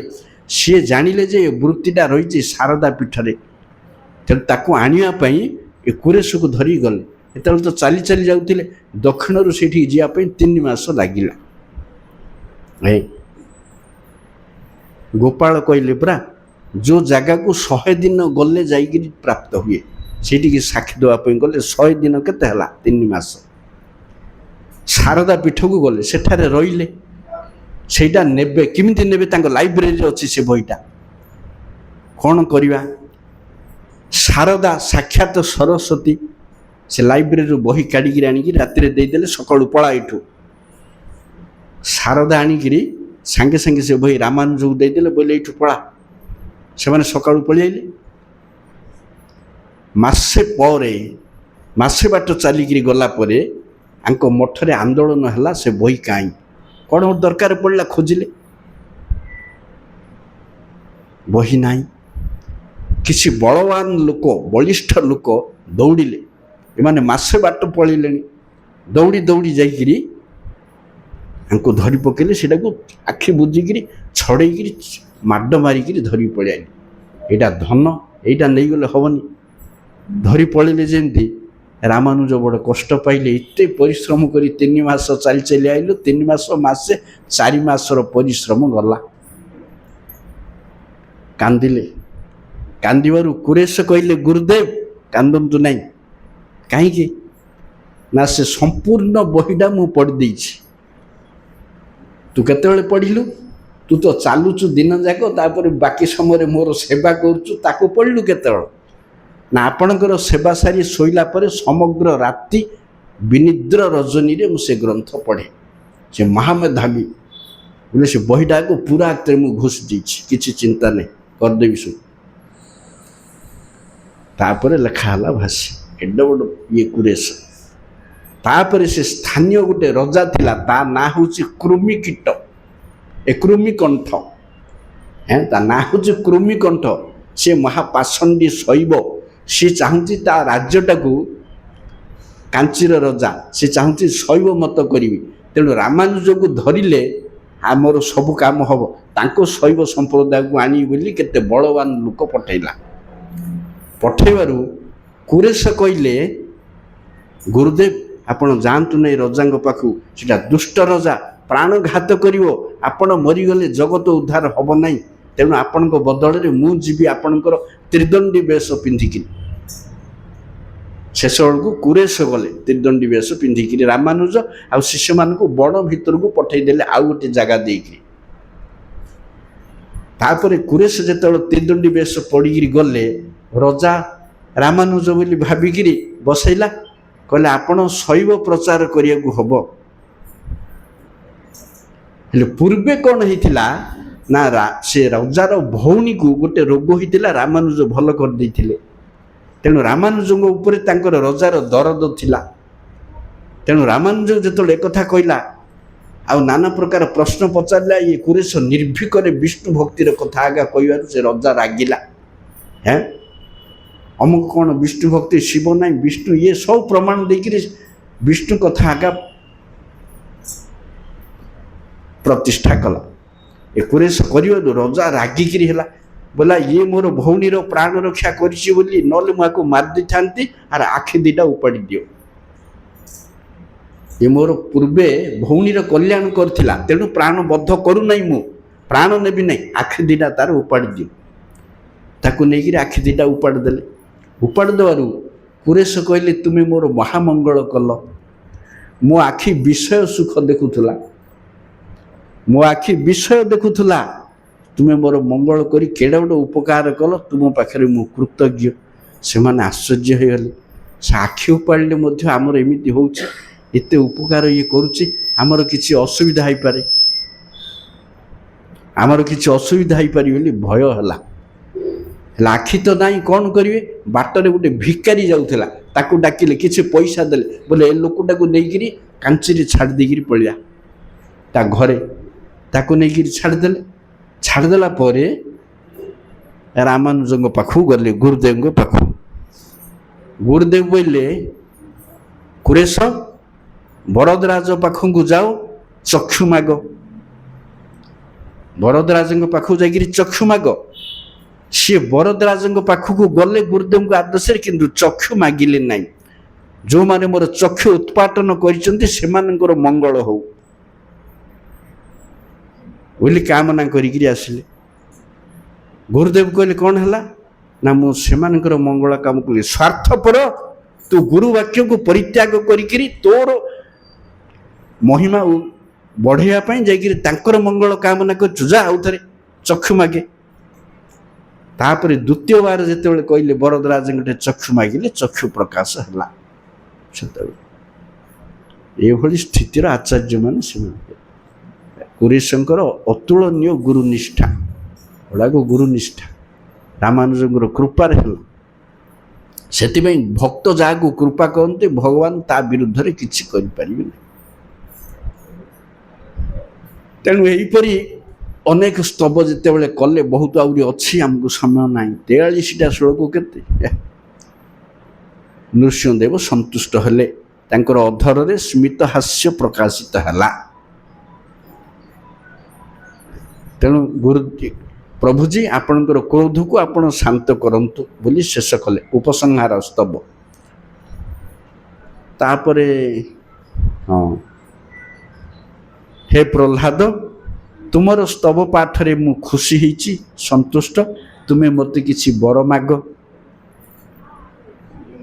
नारद मुनि कहले जे प्रह्लाद ये सबु बर निज भजनर प्रतिबंधक बोली जानी से सबु अभिलाष कले नहीं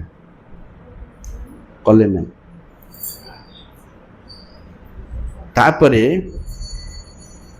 प्रह्लाद कहले हे भगवान मु जने विषय लोक ए विषय संसार रे उबुटुबु होउची मोते बर प्रदान करी आउ लोभी करिवे नहीं लोभी करिवे नहीं जो प्रभु तार शिष्य को बर द्वारा प्रभावित करे सी प्रभु नहीं आउ जो शिष्य गुरु को बर पाइबा पई सेवा करे सी भृत्य नहीं ये दास नहीं कि सी प्रभु नहीं प्रभु निज बर ऐश्वर्य धन इत्यादि भौतिक द्वारा जदि शिष्य को करागत करे से प्रभु नहीं आ जो दास निज प्रभु को संसार मागे से दास नहीं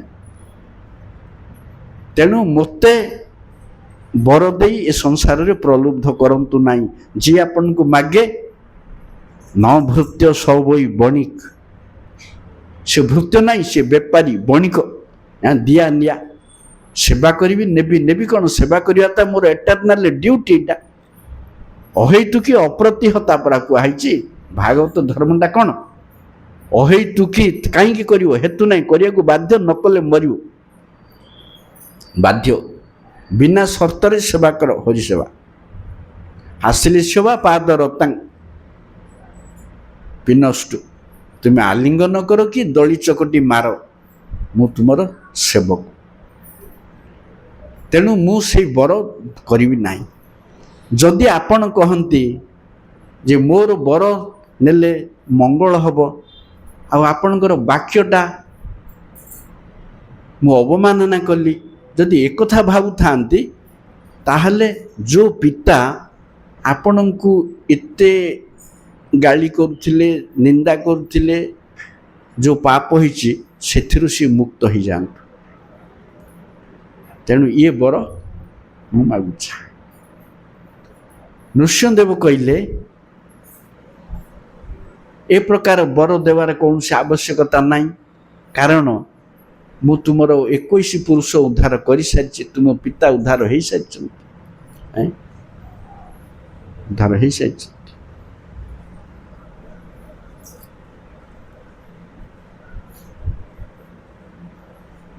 तेणु वर्तमान तुम पितार अंत्येष्टि क्रिया कर। तुम्हें जदि एगुड़ाक करवा तुम पक्ष उचित नुहे भक्त बोली, तथापि लोकाचार दृष्टि यह कर, एवं तुम्हें मोर भृत्यगण मध्य मुख्य, तुम पितांकर उत्तराधिकारी होई ये मनंतर पर्यंत दैत्य कूल को पालन कर।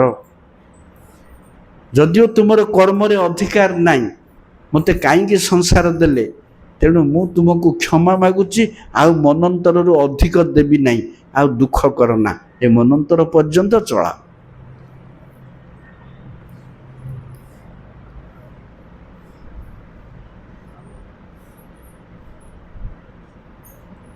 तेणु भगवान ये वाक्य को प्रह्लाद अंगीकार कले।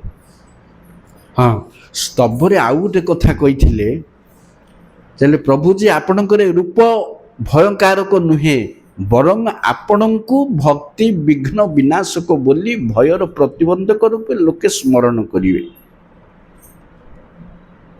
भक्ति विघ्न विनाशन बोली प्रह्लाद महाराज कहते, आपण भक्तिर विघ्न बोली विघ्न विनाशन गणेश। गणेश किए नहीं, गणेश किए? गणेश अग्र पूज्य, एक दंत लंबोदर, एक जतपाद पल्लव जुगम विनिधाय कुंभ द्वंद्वे प्रणाम समय स गणाधिराज विघ्नन विहंतु मलम मत्स्य जगत त्रयस्य गोविंद आदि पुरुषम तमहं भजामि। आपणकर अंश स्वरूप नृसिंहदेवंकर पाद पद्म को जेउ गणेश निजर मस्तक उपरे धारण करी जगतर त्रिभुवनर अमंगल विनाश पाई विघ्नराज होइचंती, ସେହି ଗୋବିନ୍ଦଙ୍କୁ ମୁଁ ଆରାଧନା କରୁଛି। ତେଣୁ ନୃସିଂହଦେବଙ୍କର କୃପାରେ ଗଣେଶଙ୍କର ବିଘ୍ନ ବିନାଶନ ଶକ୍ତି, ସେ କର୍ମୀ ମାନଙ୍କର ବିଘ୍ନ ବିନାଶନ, ଭକ୍ତ ମାନଙ୍କର ନାହିଁ। ତେଣୁ ଅଗ୍ର ପୂଜ୍ୟ, ଅଗ୍ର ପୂଜ୍ୟ ହେବାର ଆଉ ଗୋଟେ କାରଣ ଅଛି, ଦେବତାମାନଙ୍କର ଅଗ୍ର ପୂଜ୍ୟ, ବିଷ୍ଣୁଙ୍କର ନାହିଁ। ଦେବଗଣ ହେଉଛନ୍ତି ସମସ୍ତେ ଜୀବାତ୍ମା, ଆମେ ହେଲେ ଇନ୍ଦ୍ର ହେଇପାରିବା, ଚନ୍ଦ୍ର ହେଇପାରିବା। ଆମର ସାଧନ ଅନୁସାରେ 100ଟା ଅଶ୍ୱମେଧ ଯଜ୍ଞ କଲେ ଇନ୍ଦ୍ର, ଶତକ୍ରତୁ ବୋଲି ଇନ୍ଦ୍ରକୁ କୁହାଯାଏ।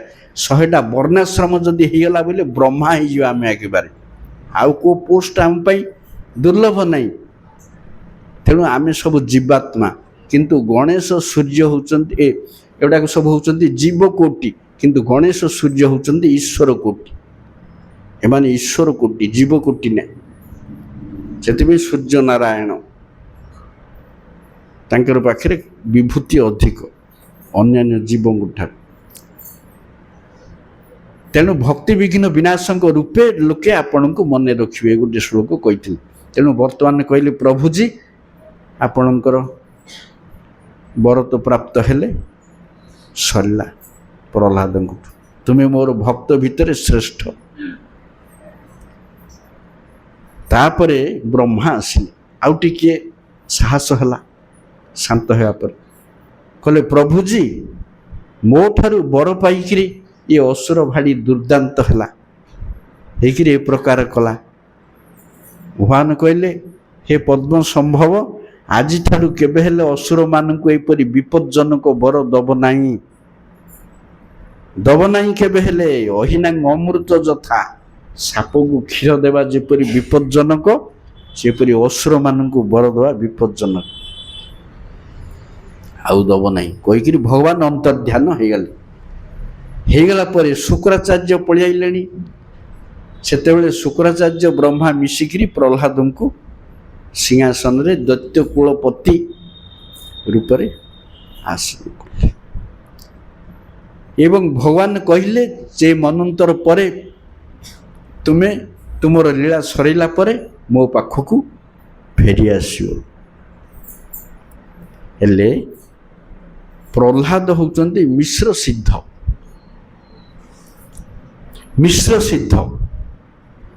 ମିଶ୍ର ସିଦ୍ଧ କହିଲେ ସାଧନ ସିଦ୍ଧ ନିତ୍ୟ ସିଦ୍ଧ ଦୁଇଟା ଜିନିଷ ଅଛି। ଏ ଦୁଇଟା ଯାକର ମିଳନ ହେଇଛି ପ୍ରହ୍ଲାଦଙ୍କ ପାଖରେ। 21 ପୁରୁଷ କୁଆଡ଼ୁ ଆଇଲା? ଯଦି ବିଚାର କରିବା ବ୍ରହ୍ମାଙ୍କର ପୁଅ ମରିଚିଙ୍କର ପୁଅ କଶ୍ୟପଙ୍କର ପୁଅ ହିରଣ୍ୟକଶ୍ୟପ, ତା ପୁଅ ପ୍ରହ୍ଲାଦ। ଏ 2-4 ପୁରୁଷ ହେଲା 21 ପୁରୁଷ। ନୃସିଂହ ପୁରାଣରେ ଆଉ ଗୋଟିଏ ପ୍ରହ୍ଲାଦର କଥା ଶୁଣାଯାଏ। ତେବେ ସାଧନ ସିଦ୍ଧ ସିଏ, ଇଏ ହେଉଛନ୍ତି ନିତ୍ୟ ସିଦ୍ଧ, ଯିଏ ବୈକୁଣ୍ଠରେ ନୃସିଂହ ବୈକୁଣ୍ଠରେ ମୂଳ ନୃସିଂହଙ୍କ ସହିତ ମୂଳ ପ୍ରହ୍ଲାଦ, ଯେମିତି ବୈକୁଣ୍ଠରେ ଅଛନ୍ତି ମୂଳ ନାରଦ, ସେଇଠି ବ୍ରହ୍ମାଙ୍କର ପୁଅ, ମୂଳ ଗରୁଡ଼ ସେଇଠି ବିନତା ନନ୍ଦନ, ମୂଳ ଶେଷନାଗ ସେଇଠି କଦ୍ରୁଙ୍କର ଅନନ୍ତ ଦେବ। ସେମିତି ମୂଳ ପ୍ରହ୍ଲାଦ ଏଇଠି ହିରଣ୍ୟକଶିପୁ ପୁତ୍ର। ହେଲେ ଏଇଠି କ'ଣ ହେଇଛି? ସେ ନୃସିଂହ ପୁରାଣରେ ବର୍ଣ୍ଣନା ହେଇଛି ଗୋଟେ ବ୍ରାହ୍ମଣର 5ଟା ପୁଅ ଥିଲା। ତାର ବଡ଼ 4ଟା ପୁଅ ବ୍ରହ୍ମଣ୍ୟ ଗୁଣ ସମ୍ପନ୍ନ, ସାନ ପୁଅଟା ବେଶ୍ୟାସକ୍ତ ଦୁରାଚାରୀ। ଦିନେ ସେ ବେଶ୍ୟାସକ୍ତ ପାଟିତୁଣ୍ଡ ହେଇକିରି ମାଡ଼ଗୋଳ ଲାଗିକିରି ଆଉ ଖାଇଲାନି। ନ ଖାଇବାରୁ ତା ସେଦିନ ନୃସିଂହ ଚତୁର୍ଦ୍ଦଶୀ ପାଳନ ହେଲା। ସେ ନୃତ୍ୟ ଚତୁର୍ଦ୍ଦଶୀ ବ୍ରତ ପାଳନ ପୂର୍ବକ ସେ ତାଙ୍କର ପାର୍ଶ୍ୱଦ ଶରୀର ପାଇଲା। ତେଣୁ ଇଏ ସାଧନ ସିଦ୍ଧ ନିତ୍ୟ ସିଦ୍ଧ ଭିତରେ ଆଙ୍କର ପ୍ରବେଶ। ତେଣୁ ପ୍ରହ୍ଲାଦ ହେଉଛନ୍ତି ମିଶ୍ର ସିଦ୍ଧ। ତେଣୁ ଏ ପ୍ରହ୍ଲାଦ ଚରିତ୍ର ସରିବା ପରେ ନାରଦ ମୁନି କହିଲେ ଏଇ କାରଣରୁ ହିରଣ୍ୟକଶ୍ୟପକୁ ଭଗବାନ ମାରିଲେ। ସେ ହିରଣ୍ୟକଶ୍ୟପ ହିରଣ୍ୟାକ୍ଷ ପରେ ରାମ ବାଣରେ ରାବଣ କୁମ୍ଭକର୍ଣ୍ଣ ହେଇ ମଲେ। ତାପରେ କୃଷ୍ଣାବତାରରେ ତୁମ ସମ୍ମୁଖରେ ତୁମର ଭାଇ ରୂପେ ଜନ୍ମ ହେଇ ଶିଶୁପାଳ ଦନ୍ତବକ୍ର ରୂପରେ ତୃତୀୟ ଜନ୍ମରେ ହେଇ କୃଷ୍ଣଙ୍କ ଦ୍ୱାରା ମୁକ୍ତ ହେଲେ। ତୃତୀୟ ଜନ୍ମଟା କାହିଁକି କୃଷ୍ଣଙ୍କ ପାଖରେ ପକା ହେଲା? ଆଉ କେଉଁ ଅବତାର ହେଲେନି ଏ ଭିତରେ? ଚାକ୍ଷୁଷ ମନନ୍ତର ସେବେ ପ୍ରଥମ ହେଲା ବରାହ ନୃସିଂହ। ତାଙ୍କ ହାତରେ ମଲେ ମଧ୍ୟ ମୁକ୍ତ ହେଲେ ନାହିଁ। ଭଗବାନ ତ ହାତରେ ମୁକ୍ତ ହେବା କଥା। ଭଗବାନଙ୍କର ଯେଉଁ 64ଟା ଗୁଣରୁ 60ଟା ଗୁଣ ନାରାୟଣଙ୍କ ପାଖରେ ଅଛି। ତା ପାଖରେ ଗୋଟେ ଗୁଣ ଅଛି, ସେ ଭିତରେ ହତାରି ଗତିଦାୟକ, ଯାହାକୁ ମାରନ୍ତି ତାକୁ ଉଦ୍ଧାର କରନ୍ତି।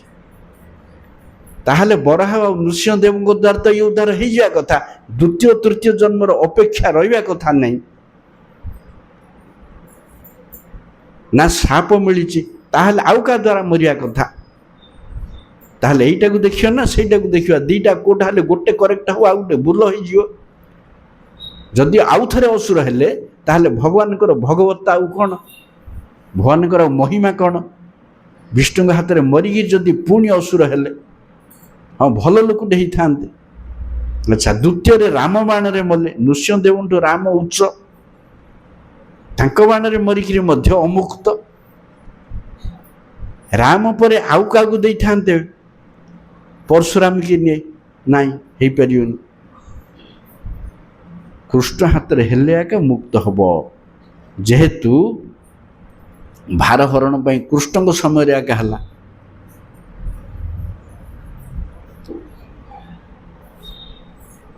କୃଷ୍ଣ ମାରଣକର୍ତ୍ତା ନୁହଁ। ଆଗରୁ କୁହାଯାଇଛି ମୁଁ ସ୍ୱୟଂ ଭଗବାନର କର୍ମ ନହେ ଭାରହରଣ। ମାରିବା ଲୋକ ବିଷ୍ଣୁ, ମାରିବା ଲୋକ କୃଷ୍ଣ ନାହିଁ। ହେଲେ ଯେଉଁମାନେ ବିଷ୍ଣୁଙ୍କ ହାତରେ ମରିଛନ୍ତି ସବୁ କୃଷ୍ଣଙ୍କର ମୁଖ ଦର୍ଶନ କରିକିରି ମରିଛନ୍ତି, ତେଣୁ ଉଦ୍ଧାର ପାଇଲେ। ମହାଭାରତ ଯୁଦ୍ଧରେ ତା ପୂର୍ବରୁ କୃଷ୍ଣଙ୍କର ଭାରହରଣ ସରିଗଲା। ଶିଶୁପାଳ, ତାପରେ ଦନ୍ତବକ୍ର। ଶିଶୁପାଳ ମାରିବା ପରେ ସାଲୁକୁ ମାରିଲେ ଦ୍ୱାରକା ଯାଇକିରି, ତାପରେ ମଥୁରା ଆସିକିରି ଦନ୍ତବକ୍ରକୁ ମାରିଲେ, ତାର ଭାଇ ବିଦୁରଥକୁ ମାରିଲେ। ସେଇଠି ଭଗବାନଙ୍କର ଭାରହରଣ ସରିଲା, ଅସ୍ତ୍ର ତ୍ୟାଗ କଲେ, ବିଷ୍ଣୁ କ୍ଷୀରସାଗରକୁ ପଳେଇଲେ। ସେଇଠି ବିଷ୍ଣୁ କ୍ଷୀରସାଗରକୁ ପଳେଇଲେ। ଆଉ ଭଗବାନଙ୍କର ଭାରହରଣ ବ୍ୟକ୍ତିଗତ ଭାବେ ନାହିଁ। ଆଉ ଯେଉଁ ଅସୁର ମରିଛନ୍ତି କି ପାପୀ ମରିଛନ୍ତି, ଭୀମ ଅର୍ଜୁନଙ୍କ ଦ୍ୱାରା ମରିକିରି ମୁକ୍ତି ଦେଇଛନ୍ତି। ତେଣୁ ମହାଭାରତ ଯୁଦ୍ଧରେ ନିରସ୍ତ ରହିଲେ। ବ୍ରଜରେ କଥା ଦେଇଥିଲେ, ମୋର କାମ ସରିଲେ ମୁଁ ଆଇବି। ମୋର କାମ ସରିଲେ ମୁଁ ଆଇବି। କାମଟା କ'ଣ? ଭାରହରଣ। ତେଣୁ ବିଦୁରଥକୁ ମାରିଲା ପରେ କୃଷ୍ଣଙ୍କର ବ୍ରଜ ପ୍ରବେଶ ହେଲା। ଏଇଟା କୃଷ୍ଣ ଲୀଳାରେ କହିଛି ମୁଁ। ସେଇଟା ବାସୁଦେବ ଆଉ ଥରେ ନନ୍ଦପୁତ୍ର ହେଇକିରି ବ୍ରଜକୁ ଆଇଲେ। ବ୍ରଜରେ 2 ମାସ ରହିଲେ, ଲୀଳା କଲେ। ତାପରେ ବ୍ରଜବାସୀଙ୍କୁ ଗୋଲକ ପଠେଇଲା ପରେ ଆଉ ଥରେ ବାସୁଦେବ ହେଇକିରି ଆସିକିରି ବାକି ଦ୍ୱାରକା ଲୀଳା କଲେ। ତେଣୁ ମହାଭାରତ ଯୁଦ୍ଧରେ ଯେଉଁ 40 ଲକ୍ଷ ମଲେ ସବୁ କୃଷ୍ଣ ମୁଖ ଦର୍ଶନ କରି ମୁକ୍ତ ହେଲେ। ତେଣୁ ତୃତୀୟ ଜନ୍ମଟା କୃଷ୍ଣଙ୍କ ପାଖରେ ନ ପକେଇଲେ ସେମାନେ ମୁକ୍ତ ହେଇପାରିବେ ନାହିଁ, ବୈକୁଣ୍ଠ ପ୍ରବେଶ ହେବ ନାହିଁ। ହେଲେ ହତାରି ଗତିଦାୟକଟା ଏଇଠି କାହିଁକି ଫେଲ୍ ମାରିଲା? କାହିଁକି ମାରିଲା ନା, ସେ 60 ଗୁଣ ଥିଲେ ମଧ୍ୟ ନାରାୟଣଙ୍କ ପାଖରେ ବା ଅନ୍ୟ ରୂପ ପାଖରେ ସେମାନଙ୍କ ଦ୍ୱାରା ଯେଉଁମାନେ ମରନ୍ତି ସେମାନେ ମୁକ୍ତ ହୁଅନ୍ତି ନାହିଁ। ସେମାନଙ୍କର କିଛି ସଦ୍ଗତି ହୁଏ। ଯେମିତି ବିଷ୍ଣୁଙ୍କ ହାତରେ କାଳ ନେମି ମଲା, ଆଉ ଥରେ କଂସ ହେଇକିରି ଜନ୍ମ ହେଲା। ତେଣୁ କୌଣସି ଜାଗାରେ ବିଷ୍ଣୁଙ୍କ ଦ୍ୱାରା ଅନ୍ୟ ଅବତାର ଦ୍ୱାରା ମରିକିରି ମୁକ୍ତ ହୁଅନ୍ତି ନାହିଁ। ସେମାନେ କୃଷ୍ଣଙ୍କ ଦ୍ୱାରା ମଲେ ହିଁ ମୁକ୍ତ ହେବେ। ତେଣୁ ସେଗୁଡ଼ାକ ସବୁ ଭାରହରଣ କୃଷ୍ଣଙ୍କ ଦ୍ୱାରା ହିଁ ହେଲା। ତେଣୁ ତୃତୀୟ ଜନ୍ମରେ ଯେହେତୁ ସେମାନଙ୍କର ବୈକୁଣ୍ଠ ପ୍ରାପ୍ତି ଅଛି, ତେଣୁ କୃଷ୍ଣଙ୍କ ଦ୍ୱାରା ହିଁ ମରା ହେଲା। କୃଷ୍ଣଙ୍କ ଚକ୍ରରେ ମରିକିରି ଗଲେ। ତେଣୁ ଏଇ 3 ଜଣ। ତେଣୁ ଯୁଧିଷ୍ଠିର ମହାରାଜ ଭାବୁଥିବେ, ପ୍ରହ୍ଲାଦ ଭାଗ୍ୟବାନ, ମୁଁ ବଡ଼ ଦୁଃଖର, ମୁଁ ଏଠି କ୍ଷତ୍ରିୟ ରଜା ହେଇକିରି ରହିଲି, ମୁଁ ବଡ଼ ଦୁଃଖୀ, ମୁଁ ତାଙ୍କ ଭଳିଆ ଭାଗ୍ୟବାନ ହେଇଯାଆନ୍ତି। ଏ କଥା ଯଦି ଭାବିବେ ତାହେଲେ ନାରଦ ମୁନି କହୁଛନ୍ତି, ଜୁୟଂ ନୃଲୋକେ ବତ ଭୂରି ଭାଗା, ଆପଣମାନେ ପାଣ୍ଡବମାନେ ଏ ନରଲୋକରେ ଅତିଶୟ ଭାଗ୍ୟବାନ। କାହିଁକି? ଗୂଢ଼ଂ ପରଂ ବ୍ରହ୍ମ ମନୁଷ୍ୟ ଲିଙ୍ଗମ, ସାକ୍ଷାତ ସ୍ୱୟଂ ରୂପ କୃଷ୍ଣ ମନୁଷ୍ୟ ରୂପରେ ତୁମ ଘରେ ରହିଛନ୍ତି ବୋଲି ମୁନି ଋଷି ସାଧୁ ସନ୍ତମାନେ ତୁମ ଘରକୁ ଯାତାୟାତ କରନ୍ତି। ପ୍ରହ୍ଲାଦ ଘରକୁ ଯାଆନ୍ତି ନାହିଁ, କି ପ୍ରହ୍ଲାଦ ଘରେ ଭଗବାନ ବ୍ୟକ୍ତିଗତ ଭାବେ ରହନ୍ତି ନାହିଁ। ତେଣୁ ତୁମେ ପ୍ରହ୍ଲାଦଙ୍କଠୁ ଭାଗ୍ୟବାନ ନରଲୋକରେ। ତେଣୁ ତାଙ୍କର ଆଉ ଦୁଃଖର କାରଣ ମୁହଁ ଶୁକାଉ ନା, ପ୍ରହ୍ଲାଦ ଭାଗ୍ୟବାନ, ମୁଁ ଦୁର୍ଭାଗା ବୋଲି। ପ୍ରହ୍ଲାଦଙ୍କଠୁ ଭାଗ୍ୟବାନ। ତେଣୁ ହାତ ଦେଖେଇକିରି କହିଲେ, ସେଠି କୃଷ୍ଣ ବସିଛନ୍ତି, ଅଗ୍ର ପୂଜା ପାଇଛନ୍ତି ରାଜସ୍ୱରେ। ଏଇ ଭଗବାନ ସମସ୍ତଙ୍କର ପୂଜ୍ୟ, ମଙ୍ଗଳମୟ, ଇଡ୍ୟ, ସେବ୍ୟ। ତେଣୁ ତୁମମାନେ ତାଙ୍କୁ ଘରେ ଆଣିକିରି ରଖିପାରିଛ, ଅହୋ ଭାଗ୍ୟବାନ ତୁମମାନେ। ତେଣୁ ତୁମମାନଙ୍କର ମଙ୍ଗଳ ସବୁବେଳେ ହେବ।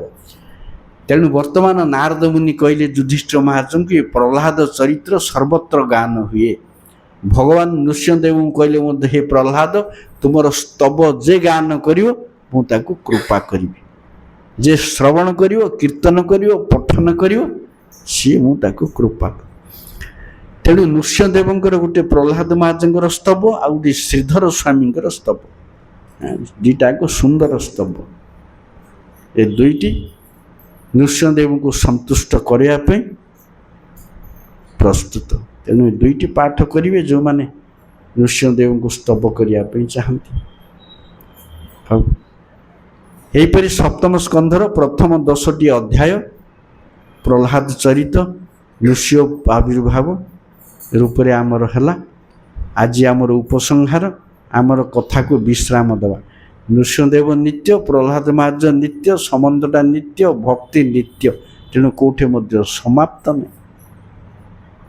ଭକ୍ତି ନିତ୍ୟ ବସ୍ତୁ, ଅନନ୍ତ ବସ୍ତୁ। କେତେ ଆସ୍ୱାଦନ କଲେ ମଧ୍ୟ ଭକ୍ତିରେ କେବେ ହେଲେ ବିଶ୍ରାମ ନାହିଁ, ଅନ୍ତ ନାହିଁ, ସନ୍ତୁଷ୍ଟି ନାହିଁ, ତୃପ୍ତି ନାହିଁ। ଅତୃପ୍ତି ଜିନିଷ ଭକ୍ତି। उभय कूल विहीन एक महासागर जदि प्राप्त हुए से रस समुद्र रे अवगाहन करी करी अनंत कोटि जन्म जीव सीना तहिरु विश्राम अवसर मिलना। हाँ से हो आमर 7 दिन ये गोटे मधुर मिलन है वक्ता श्रोतांकर आउ थे केवे से सुवर्ण सुजोग आसिले मिलनर संभावना से भुवन मोहन निकट में कृपा प्रार्थना कर। तेणु आज आम मैंने भजन करी नाम करी विच्छेद दुख अनुभव करियो। हरे कृष्ण।